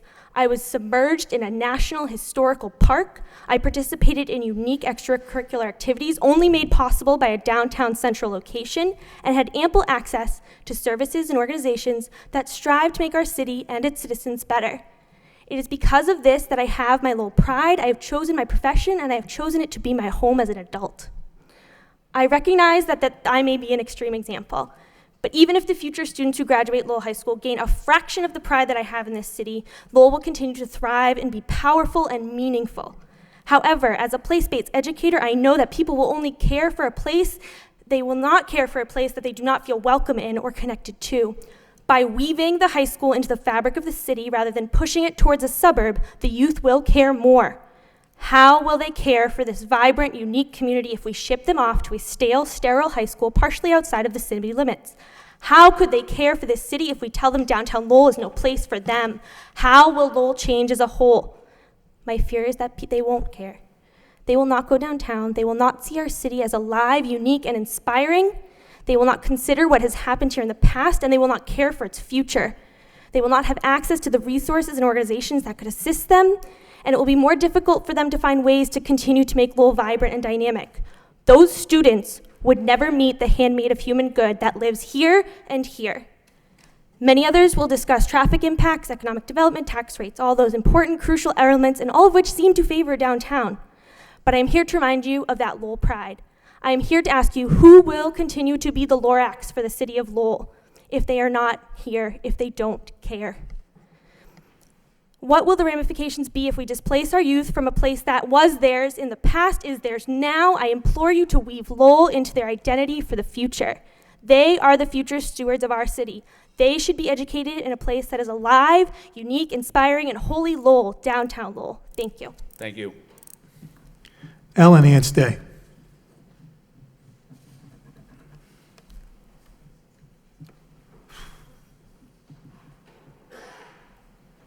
Thank you. That daughter of mine is a tough act to follow. I'm here tonight because this was a public forum, and I do have a few questions, and I don't expect answers right away, but if they could come out somehow, that would be appreciated. So question one, will the MSBA education program allow a large enough high school auditorium if the site is moved to Cawley? Within the questions asked so far by MSBA in response to Lowell's plans, there were questions regarding the size of the auditorium and what size MSBA would allow. Has this been resolved? Will a large auditorium like we have now be allowed, or will it be adjusted in the future for Cawley? Our current large historic auditorium is an asset to the school as well as the entire city and gets used for many events. Question two, will busing be provided for students staying for after-school activities if LHS moves to Cawley? Right now, students can stay a few minutes after school for a meeting with a teacher, an activity, a rehearsal. If they miss the dedicated LRTA buses for students, they can still easily walk to a regular bus line to get home on one bus or even walk home. It will take many buses and various bus lines to get students home after activities at the edge of the city. If buses are not available, they won't stay for extracurricular activities. Activities are an essential part of the overall education experience, and college admissions want to see involved students in leadership roles. It's not just about good grades to get into college. Our students are entering some prestigious colleges because of the opportunities Lowell has for them at the school and the easily accessible community. Parents also need access to the school too, so for so many reasons: meetings, events, performances, picking up sick children. From the transportation report, we learned that over 17% of households in the city of Lowell do not have access to a vehicle and depend on biking, walking, and transit for transportation. Moving the high school out of downtown makes it more difficult for parents. School buses don't solve that problem. This is about our students and our families, and it is also about the building and its central location. The high school gets used for so many other events, bringing people to our city, regional competitions in dance, music, etc. Also, another main use after the 2:30 p.m. dismissal time at nighttime is adult education classes. Easy access for our residents studying to receive their high school diploma or learn English is critical. I would advise the City Council to review the city's master plan of 2013 as a plan through 2025 that says the high school should remain in its downtown location for many reasons. I would advise the city councilors to review our Complete Streets program, stating goals that identifies transportation equity in terms of providing affordable and reliable transportation options that provide equal opportunity for low-income individuals, minorities, immigrants, and the disabled to access economic opportunities, social services, and educational institutions. Choose to invest in our city and making it a livable place and with continued easy access for all that is needed, especially Lowell High School. If you do that, people will stay living in Lowell and will invest in our local economy, leading to more businesses and tourism coming to our city. Don't pin our future planning on what might or what could be developed in the downtown location. If we tell our students we move them out of the high school, if we move the high school out of downtown because downtown is a bad place, they will never learn to support the local downtown economy, our partnerships, and our community. Let our students continue to understand their city and all Lowell has to offer. Let them grow up to remain passionate individuals, citizens, and become Lowell's ambassadors. Thank you. Thank you. Helen Littlefield.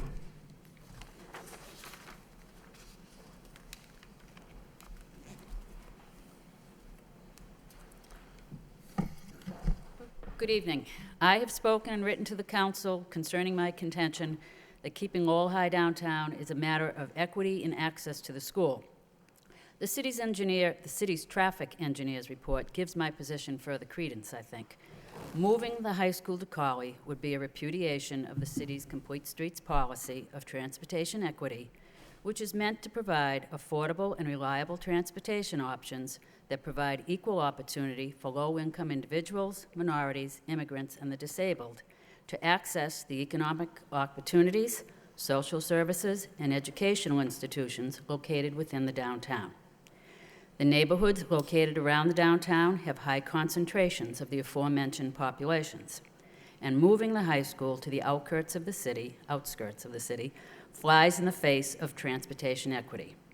For example, some 63% of students walk or take public transportation home after school, something that may not be as easily done from the Collie location. In addition, the report notes that 17% of households in the city lack access to a vehicle. My parents never owned a car. We walked, took the bus, and on rare occasions, took a cab. I can attest to the difficulties, inconveniences, and limitations of not having a car and being dependent on public transportation. So the concept of transportation equity is important and personal to me. And yes, I know that many feel the answer is to provide busing for all, but can the city afford to commit to that cost forever? My parents didn't have a car because they couldn't afford one. If the city budget is tight now, how will the city continue to afford paying for busing without cutting something else of importance? The additional costs to the city for infrastructure improvements, which would result from moving Lowell High out of downtown, are another financial concern for city taxpayers. Please support option 3 and keep the high school in a location that provides equitable access to its students and their families. Thank you. Thank you. Quinn Breen.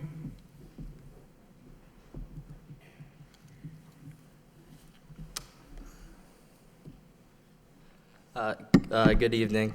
My name is Quinn Breen. I live at 49 Daniel Street. I graduated from Lowell High School last year with the class of 2016, and I'm here tonight to speak in support of option 3 and tell you why I think it's important that Lowell High stays downtown. Downtown is the only location that is fair and equitable for all students. Its central location gives everyone equal access. That's why it has been in that location for almost 200 years, and why the city's infrastructures are already designed to accommodate that location. If the high school moves to Cawley, there is no way to guarantee the same level of equal access. In fact, it seems impossible to achieve the same level of access. A significant number of students walk to school. I believe 1/3 of the student population, if not more, and many more rely on LRTA buses to get to and from school. The Cawley location disadvantages these students, as we don't even have legitimate plans for alternate modes of transportation to Cawley. The students who need help the most, low-income students, students whose families don't speak English, and students without access to transportation, will be left behind and not given fair access to the education that they deserve. Furthermore, the experience of attending school in downtown is an invaluable, unique education in itself, one that cannot be replicated at any other location.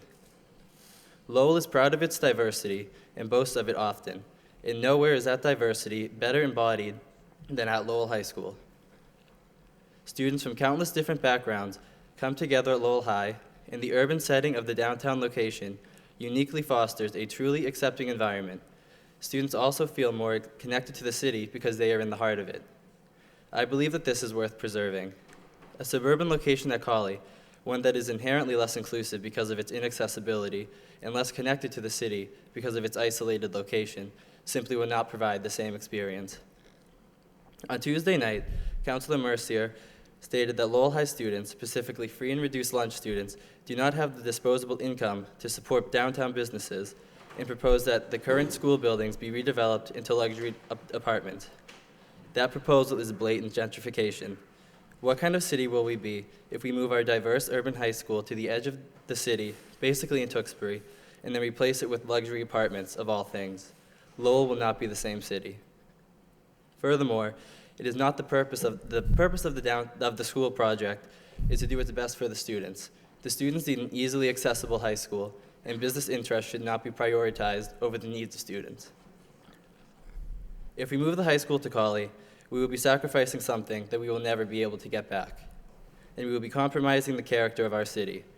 The city of Lowell, and Lowell High School itself, has welcomed generations of students from countless different backgrounds, representing opportunity, fairness, and equality to them and their families.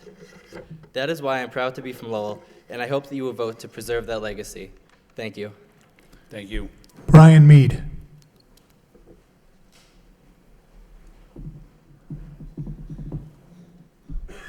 Good evening, Brian Mead, 80 LA Drive. Lowell's a great community, and we have a lot of pride, as we've seen tonight. If we're being honest about all of these options, they aren't perfect. But we elect our at-large city councilors to make tough decisions for the good of Lowell now and in the future. Politically, this debate might look like a 50-50 split, but being out there on the ground talking to people, it's not even close. The public wants it downtown. Lawn signs are good indicators of where people stand, but it's the houses without signs that are the most telling. I'd estimate 7 out of 10 people who do not have a sign on their lawn support keeping it downtown. I'd like to commend Manager Murphy for sticking to his guns and not settling for a less than appealing nursing home structure in the Hamilton Canal District. Suburban-style cookie-cutter buildings do not belong in our downtown. Similarly, a suburban-style Anytown USA high school does not belong in this city.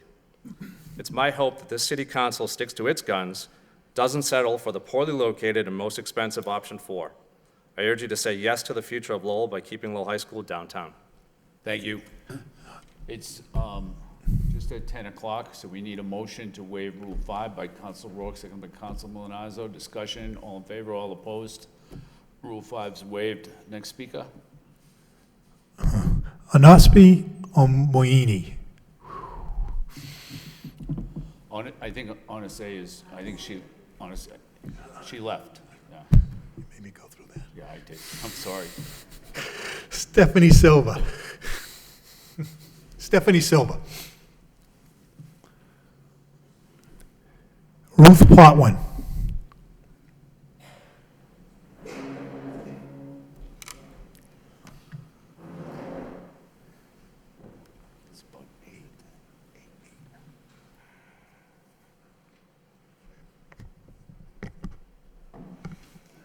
Good evening. I'm Ruth Potwin, 463 Douglas Road. Mayor Kennedy, members of the City Council, City Management Team. I appreciate the opportunity to stand at this podium once again, not from my couch, but before you, where hopefully my words will fall on open ears and receptive ears.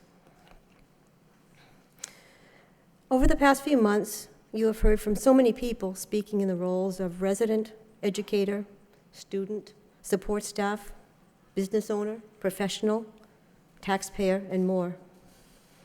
And then there are those countless pages of documents and reports. That's a lot of information to absorb, and I truly appreciate the efforts that all the city council members have done to sort through all of that and try to keep on top of it. So my words tonight come in the form of a chapter review. Any educator will tell you the benefits of a review to create those neural pathways of memory and learning. This incredible chapter in Lowell's history will soon be in your hands to complete. Please let me review for you some of the highlights thus far, borrowing from those who have already addressed you, and on the benefits of option 3 and the pitfalls of option 4. First, let me remind you, excuse me, starting with the 53-page report by the National Trust for Historic Preservation titled, Why Johnny Can't Get to School, supplied to each of you a couple of months ago by Chrissy Hungate. The report reminds us that older schools can be renovated to meet state-of-the-art educational standards. Others have spoken of the beautiful renovation of the Pollard Library and the LEED Platinum certification of UTech. But in the end, a state-of-the-art school is founded on the skillful art of the educators, not from the glittering palace. And as a taxpayer, I would prefer to invest my tax dollars in a historic school of solid brick and mortar and fine craftsmanship, filled with well-paid teachers, rather than throw my money away year after year for a busing program. And what happens to the state-of-the-art sports complex if the option 4 tale is followed? Should we reenact the Cinderella story, the original tale, where the stepmother cuts off her big toe to make it fit into the shiny glass slipper? I ask, how does dismembering a functional athletic fields from the Colley complex improve the storyline? And please remember about the early start time for the high school if the rezoning plan is adopted, and the long bus rides for many. I will share with you a paper from the American Academy of Pediatrics, which warns of the impact on health, safety, and academic success with early start times for high school students. And the car crash statistics are alarming. And can I request that the extra copy be added to the public record as well? Thank you. We teach our students science, yet we are selective often about the science we will believe.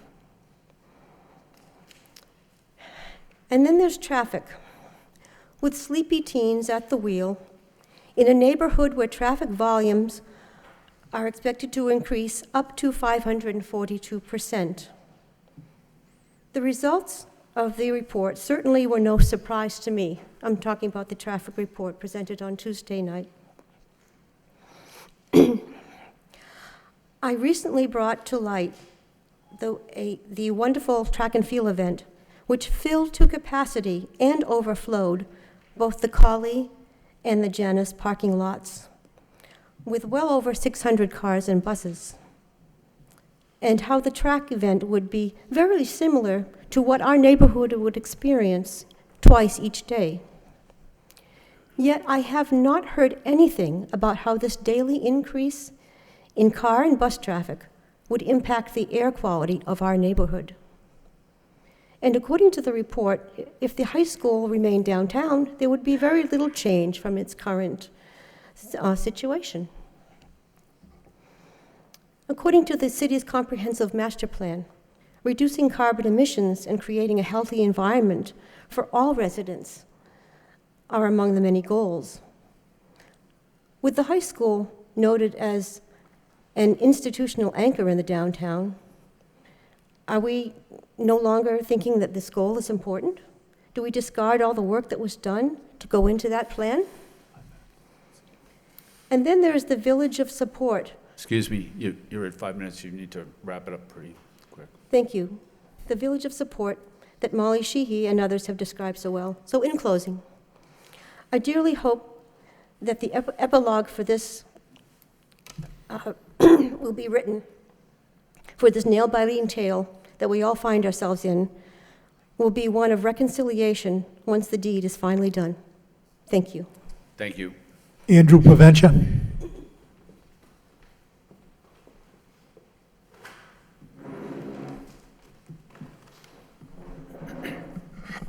My name is Andrew Provencher. I live at 31 Rivercliff Road. Mr. Mayor, members of the City Council, thank you for this opportunity to speak. Patrick Murphy was mayor of Lowell when I graduated from UMass Lowell, and I can still remember him saying at the commencement that he hoped that some of the student body would consider making Lowell their permanent home after graduating. I did choose to move to Lowell last year, and Lowell's downtown was a huge factor in me deciding to buy a home here. I liked the businesses, and like many people in my generation, I was attracted to the urban feel created by downtown, something lacking in all of the surrounding communities. Given how important the downtown is to me, I'm concerned that the impact of the high school on downtown businesses has been grossly underestimated and even treated dismissively, and that moving the high school will have a tremendously negative effect on the vibrancy of the downtown area. I wish more people knew that an independent study commissioned by the Lowell Plan, which has written reports referred to by a couple of our other speakers, a study commissioned by the Lowell Plan in 2010 conservatively estimated, quote unquote, that high school students spent approximately $1 million at downtown businesses throughout the school year, probably mostly in coffee and sandwich shops. That doesn't take into consideration the money spent by staff or parents. Now, to put this number in perspective, a study done that same year by the Lowell Plan estimated that the amount of money spent by UMass Lowell students eating and drinking in downtown Lowell was approximately $3.6 million. These reports are online for anybody to see at the Lowell Plan website. Now, granted, the $3.6 million a year number has probably grown since the university has grown, but if you had told the downtown bars and restaurants in 2010 that business from the university would dry up, there would have been widespread outrage. The $1 million a year impact of moving the high school, while less than $3.6 million, is still an incredible number. We caught a glimpse into the impact of this $1 million on Tuesday when we met in this room, and we were told that some of the businesses in the downtown questionnaire even reported that they would close down if the high school moved and they lost their part in that $1 million of revenue a year. We don't need any more empty storefronts downtown. In spite of this, I agree with what some of the counselors have said and others have said, that the high school doesn't drive the downtown economic engine. Partly this is because it has limited growth. But it is an important component to the downtown economy as the downtown economy exists today.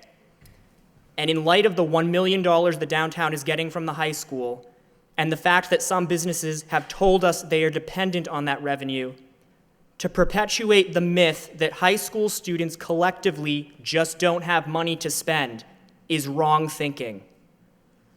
Moving the high school out of downtown is not a business-friendly solution.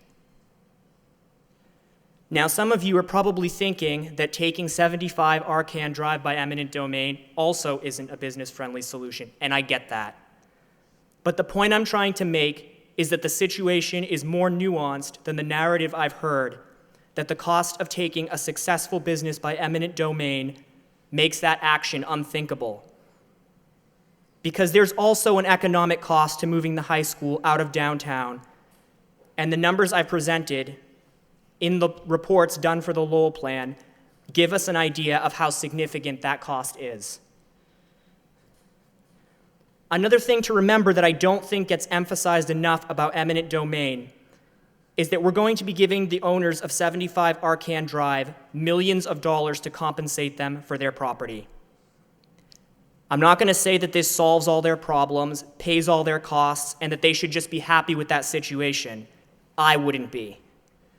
But at least we're giving them something in return for what the city is taking.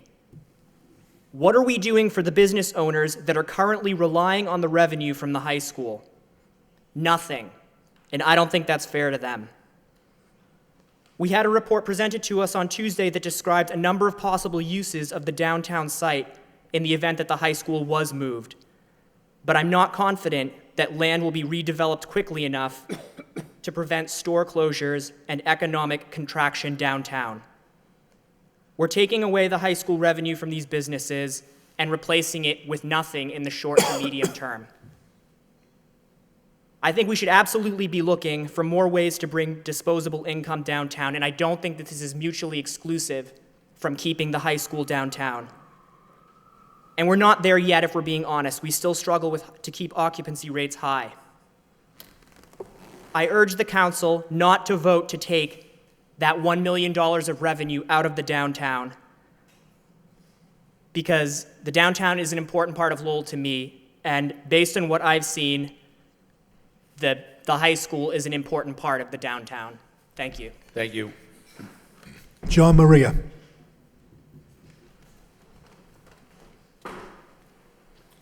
John Maria, 190 Mansa Street.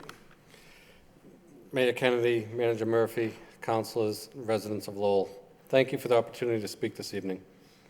After a long journey, the council is closing in on making an historic vote, a vote having the largest financial impact of any city Lowell project, a vote that will shape the educational future of the children in the Lowell school system, a vote that has divided the residents of Lowell like no other. As a homeowner, a business owner, and a parent of an 11-year-old child, I ask you that you weed out the politics of this vote. I ask you that you look at the facts closely, weed out the facts that are being misrepresented, base your decision on the merits of the proposals, which one creates the best environment for learning, which one allows for construction with the least disruption to students, the proposal that creates a building that has the lowest operating costs, the proposal that is the easiest to control construction costs and minimize unforeseen cost overruns that so easily occur during major renovation projects, the proposal that does not alienate the local business community. Building at Cawley creates a facility that is much easier to secure. In this ever-changing world, school security is a serious topic. Having a smaller footprint with fewer buildings also allows the school emergency staff and emergency responders a faster response time for any incident. Imagine the confusion that could result for an emergency responder going to a facility like option 3 spread out across several buildings. Choosing the Cawley option opens up so many doors for change to the downtown. Potential for redevelopment, creating new taxable property, possible relocation of a public safety complex, maybe some more green space, or maybe even a new venue for the folk festival. Who knows? The possibilities would be endless. As you're aware, the option 3 proposal requires taking 75 Arcan Drive by eminent domain. As a business owner, I cannot comprehend how any of you would vote for taking this property, creating so much disruption for the 6 business owners working there. You all work so hard to attract business to the city. In fact, half the argument from the so-called downtown group is ironically to keep the high school downtown to save the local businesses. Seriously, how does that even make sense? No one is thinking about the 6 owners, the 30 employees, and the 30,000 client visits per year, and the resulting contribution that creates to the local business community. If I sound passionate about the eminent domain proceeding, it's because I am. I equate this to a situation that happened to my business. Several years ago, my contracting business was assaulted by a local union. They tried to organize my employees. We fought for 3 years, spending countless hours with lawyers instead of running our business. Every turn we took, we either had the union or the NLRB against us. Ironically, the NLRB says that they are for the workers. However, we quickly learned their existence thrives on the unions, and so they have been working for they said they had worked for the workers, but it was not for the 50 men and women that I employed. It did not matter that my uncle started the company some 65 years ago, or my father and I worked 60 to 70 hours a week to keep our business going strong so the 50 men and women we employ can support their families.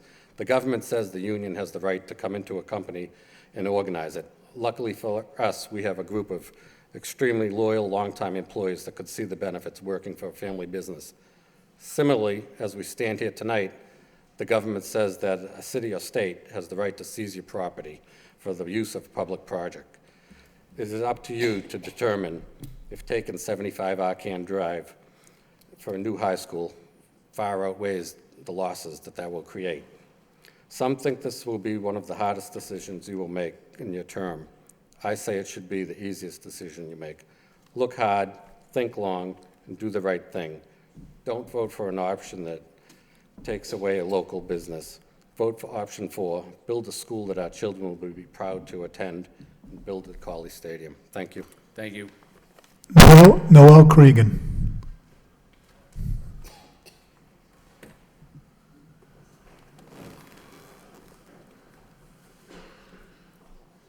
Sorry, I'm cramped up from sitting. Good evening, Mr. Manager, Mr. Mayor, City Councilors. We're missing someone. I'm going to be really brief. I think my name is Noel Cregan. I live at 21 O'Hare Way. I think my position on the high school project has been stated multiple times. I am an advocate for Lowell High School at the Colley site. I think it is the best option. It provides no disruption to education. I do have just a couple of comments regarding some of the other folks that has spoken earlier tonight. One of them is around the cost of transportation and understanding that's a continual cost.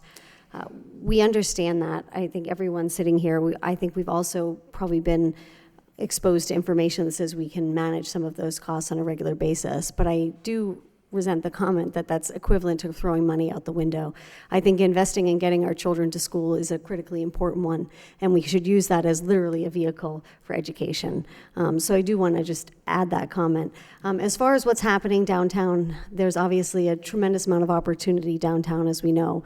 We see the current economic picture, where things are, where they aren't, where we prefer they were. And I think everyone in this room shares that vision that we think it can be better, and we want to see that happen.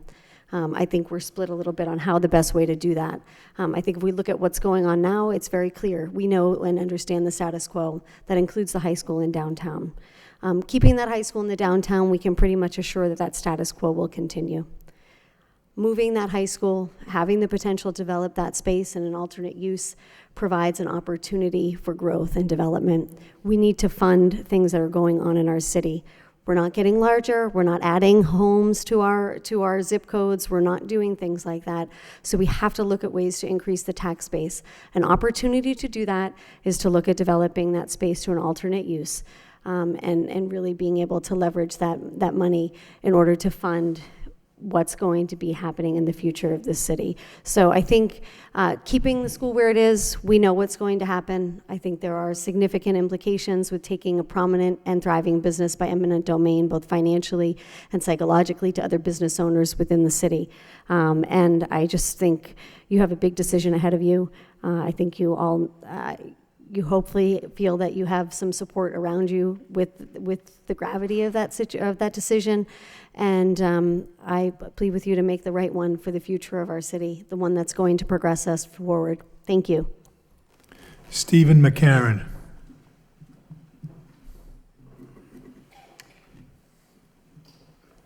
My name is Stephen McCarron. I live at 139 A Street. Mr. Mayor, Mr. Manager, City Council members, I've been, like a former colleague of mine in the Lowell High School band, found the opportunity to be able to travel home after being at school late many evenings, and others who do as well for other academic purposes, find it extremely convenient to be able to jump on the bus later on in the afternoon, which is absolutely going to be impossible to do at Cawley.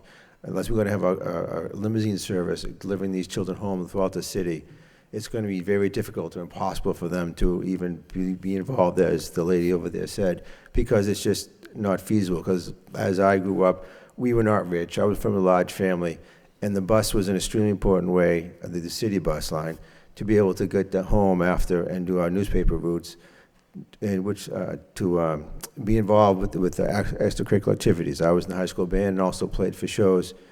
And I know other people who, a friend of mine was at the high school when we went, used to go to the University of Lowell during school because he was an advanced engineering, he was an advanced mathematician, and took these classes up at UMass Lowell. I don't know if the program still continues, but now we have 2 other colleges as well with people with higher academic capability than mine ever was, could take advantage of these situation by Lowell High being right downtown, but next to these 3 colleges. And then he would come back to class and finish out his day.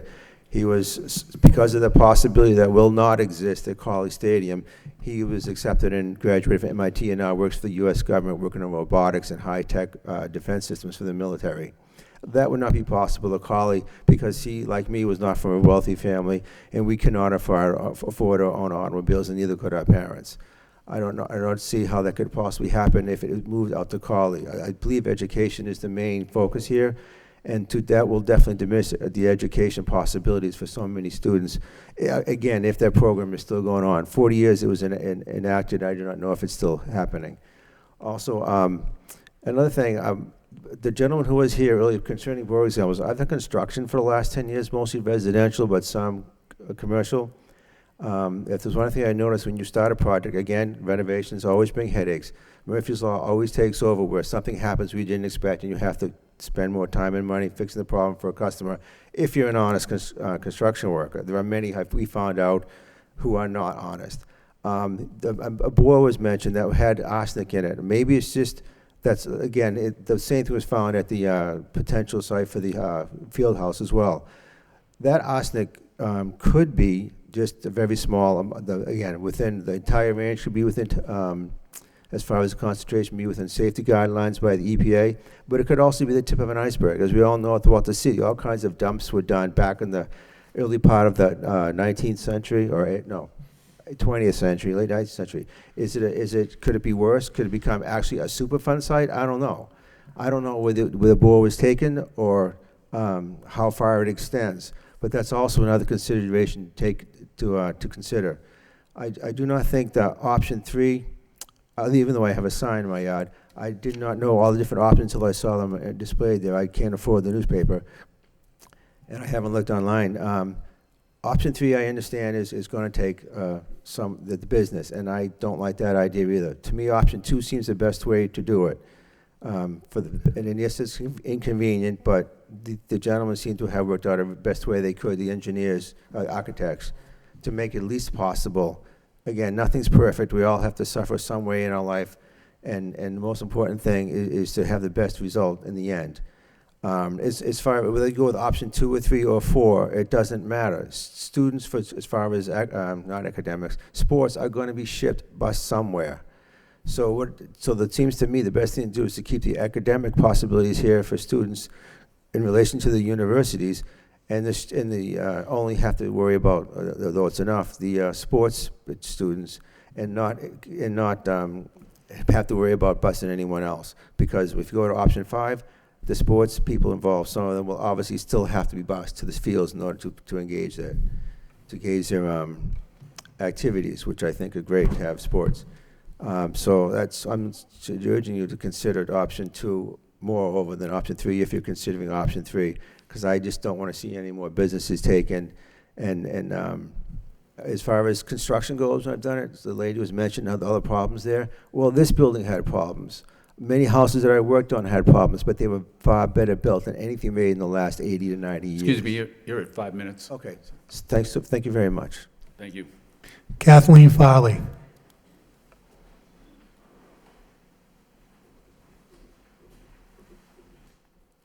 Good evening, Mayor Kennedy, Mr. Manager, councilors, concerned citizens, and fellow Lowell High graduates. My name is Carleen Farley. I live at 248 Douglas Road. Yes, I live in Belvedere, but that is not the basis of my opinion. Over the past week, I have had the pleasure of visiting several neighborhoods while sharing Lowell High downtown flyers. This confirmed for me what I've always known, that Lowell is a diverse city. We as Lowellians care deeply about our children, our homes, our neighborhoods, and our city. I observed people walking dogs, riding bikes, tending gardens, mowing lawns, and pushing baby carriages. I felt proud to live in Lowell, and I was struck by the beauty of the neighborhoods. I can't imagine plopping one of the biggest high schools in the state of Massachusetts in the middle of any of these neighborhoods. Yes, including my own. I can't imagine 3,500 students, 500 staff, 46 or more buses, hundreds of cars in the middle of any of these neighborhoods. I can't imagine years' worth of construction in the middle of any of these neighborhoods. A school this large does not belong in a neighborhood. It belongs downtown. And yes, downtown is a neighborhood. It is a vibrant urban neighborhood that already houses a large high school. Downtown already has the infrastructure in place to support a large high school. Downtown already has all of the resources that our 3,500 students need. It also provides equal and equitable access for students from all neighborhoods. It doesn't make sense to move it to the outskirts of the city in one neighborhood. The neighborhoods in Lowell developed around the downtown area. I've heard talk that moving Lowell High would help with traffic downtown. I can't imagine this would be the case. Busing students from all neighborhoods across the entire city, I imagine traffic in all other neighborhoods would be worse because all but a handful of our students would be in cars or buses crossing the entire city. As an educator, I've often heard students were absent because they missed the bus or their car broke down. Lowell High belongs downtown where 63% of our students can walk or use city buses. A school of this size, the second biggest school in the state, is not the same as neighborhood schools such as the Bailey or Daly or Riley and Sullivan. Population of Lowell High is nearly 4 times of those of other neighborhood schools. Population of Lowell High combines Winchester, North Andover, and Newburyport, and still has room for more students. We cannot compare our downtown school to those other schools. Downtown provides equal and equitable access to students from all neighborhoods, incomes, and ethnicities. It keeps the center of education in the center and heart of the city, downtown. Residents and visitors alike arrive in downtown and see signs that say, "There's a lot to like about Lowell, alive, unique, inspiring." Let's keep it that way. Let's keep Lowell High School downtown, surrounded by resources, rich history, and all neighborhoods of the city. Please vote for Lowell High Downtown Option 3. Thank you. Thank you. Armin Hebert. Armin Hebert, 499 Wilder Street. This started out 2 years ago with this council, and even before that, with School Committeeman Leahy in 2014. So stop giving me dirty looks, okay? So let me tell you right now, Mr. Samaras, at that time, made a motion to look into a feasibility study for $2 million to build a high school that is for the future, okay? We're looking to the future here. We're not looking to the past. We don't care who graduated from Lowell High. We are looking for the future kids of this city. All right? This is supposed to be a public forum, right? This isn't a public forum. The people that can answer the questions left. You people ask the same questions over and over again. Everybody in this gallery, the same thing. It's just, you'd give Stephen King nightmares. Really. And you know what? The question here is, who in this room, and that goes for everybody, who can answer me a question on a $360 million project? Does anybody have an answer for me? No. Those are the people. They've done $500 million. They've done $750 million projects. Those are the people I want to answer my questions. And this council has neglected to ask the right question. We're looking to build a school for the future, not for the past. We want the best educational value that we can give our children of the future, not the kids that have been through there already. We have got to ask the question, and this was a travesty tonight, because this isn't a public forum. This was the council being able to ask questions of them. The question that should have been asked to them is, if they were putting up the $360 million option for a school of the future, which one would they build? And that's what this council should vote on, not whether the real estate values will go down, this here, kids that can't afford schools but can afford cars to go park over at the College Stadium. If you people do not ask that question at the next thing, whether this school, which school is the best option for the city as a whole, because if you took a poll of this whole city and you could get everybody to vote on which side it should go at, you'd probably be at 50-50. All right? So you people, the 8 councilors that were there that voted for the $2 million bond to do a feasibility study by a general contractor that knows how to build schools. No one here knows how to build a school. Okay? So if you vote and you're not getting the best value, the best education environment, the best overall school for $360 million, because this school is going to cost above that no matter where you build it.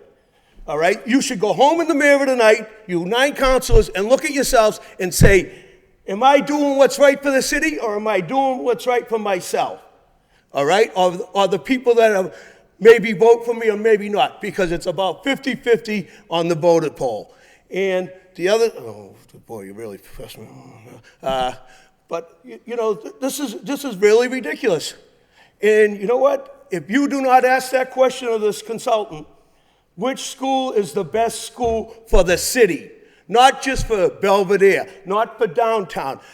Every issue can be worked out here. There's no issues.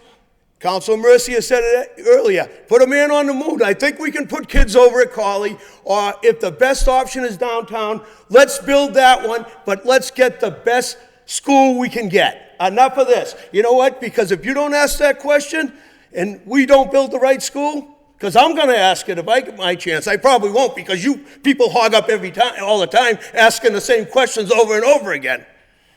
I'm going to ask that question, which school is the best value for this city? And you know what? And if they tell me something different than what you people vote on, I'm going to expect a check Mr. Baldwin will collect for that $2 million feasibility study, because you didn't even care what they have to say. And a building committee that you've already had 2 members come out and commit that they will not vote for anything that isn't downtown. That is wrong. They should have been dismissed from that committee as soon as they showed they're biased. And then we got a woman that comes in here and says how the people that wanted to call her are being biased. But the people she's supporting were biased, and they came out in an open forum right in that room. I was standing right there. So, you know what? Go home tonight, councilors. You got a week to decide on your vote. Better make it right, because this is going to cost everybody a lot of money, and it's the taxpayers' money. But ask the question to them. If they had to put up the $360 million, which school would they build? That's what we want. If it's downtown, let's do it. If it's in Colley, let's do it. Let's do it right. Enough of the, oh, I'm afraid of this and I'm afraid of that. 5 It minutes. all will work out. 5 Thank you.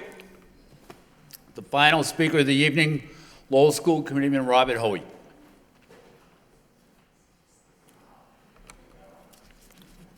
Well, first of all, thank you very much for having me here. The only 2 things that are important to me are police and teachers. That's all I ever do. I normally have an opinion on everything. You can ask the city manager about that. But right now, with that said, I'm here for one thing, to talk to you 9 people. 7 of you has been inside the schools before at some capacity, either on the school committee or a mayor. So I have a really good feeling you're going to come up with a good vote for my 4 grandchildren, okay? But the 3 best things I've seen this year, number 1 had to be Bill Samaras' vote for that guy for mayor, okay? Number two, I think on the school committee, that guy there, the mayor, has done a wonderful job on a school committee that was blown apart, okay, a few years ago, and you all remember what happened. With that said, if there's no politics in this right now, I'm probably wasting my time, but I still think there's a little politics in it. So, with that said, all you have to do is go home and watch the graduation last night, Lowell High graduation, watch it, and you'll see what I'm talking about, politics. The mayor was stepped on last night, in my opinion. Just go watch it. But with that said now, I want to tell you something. I voted on something very big before. And I don't want to forget this. I went to 11 public schools. My mother was only 16 years old when she had me, and I never took a bus in my life. And I think I get elected because I've been all over the city of Lowell, and I got friends everywhere. It ain't family. I maybe have 3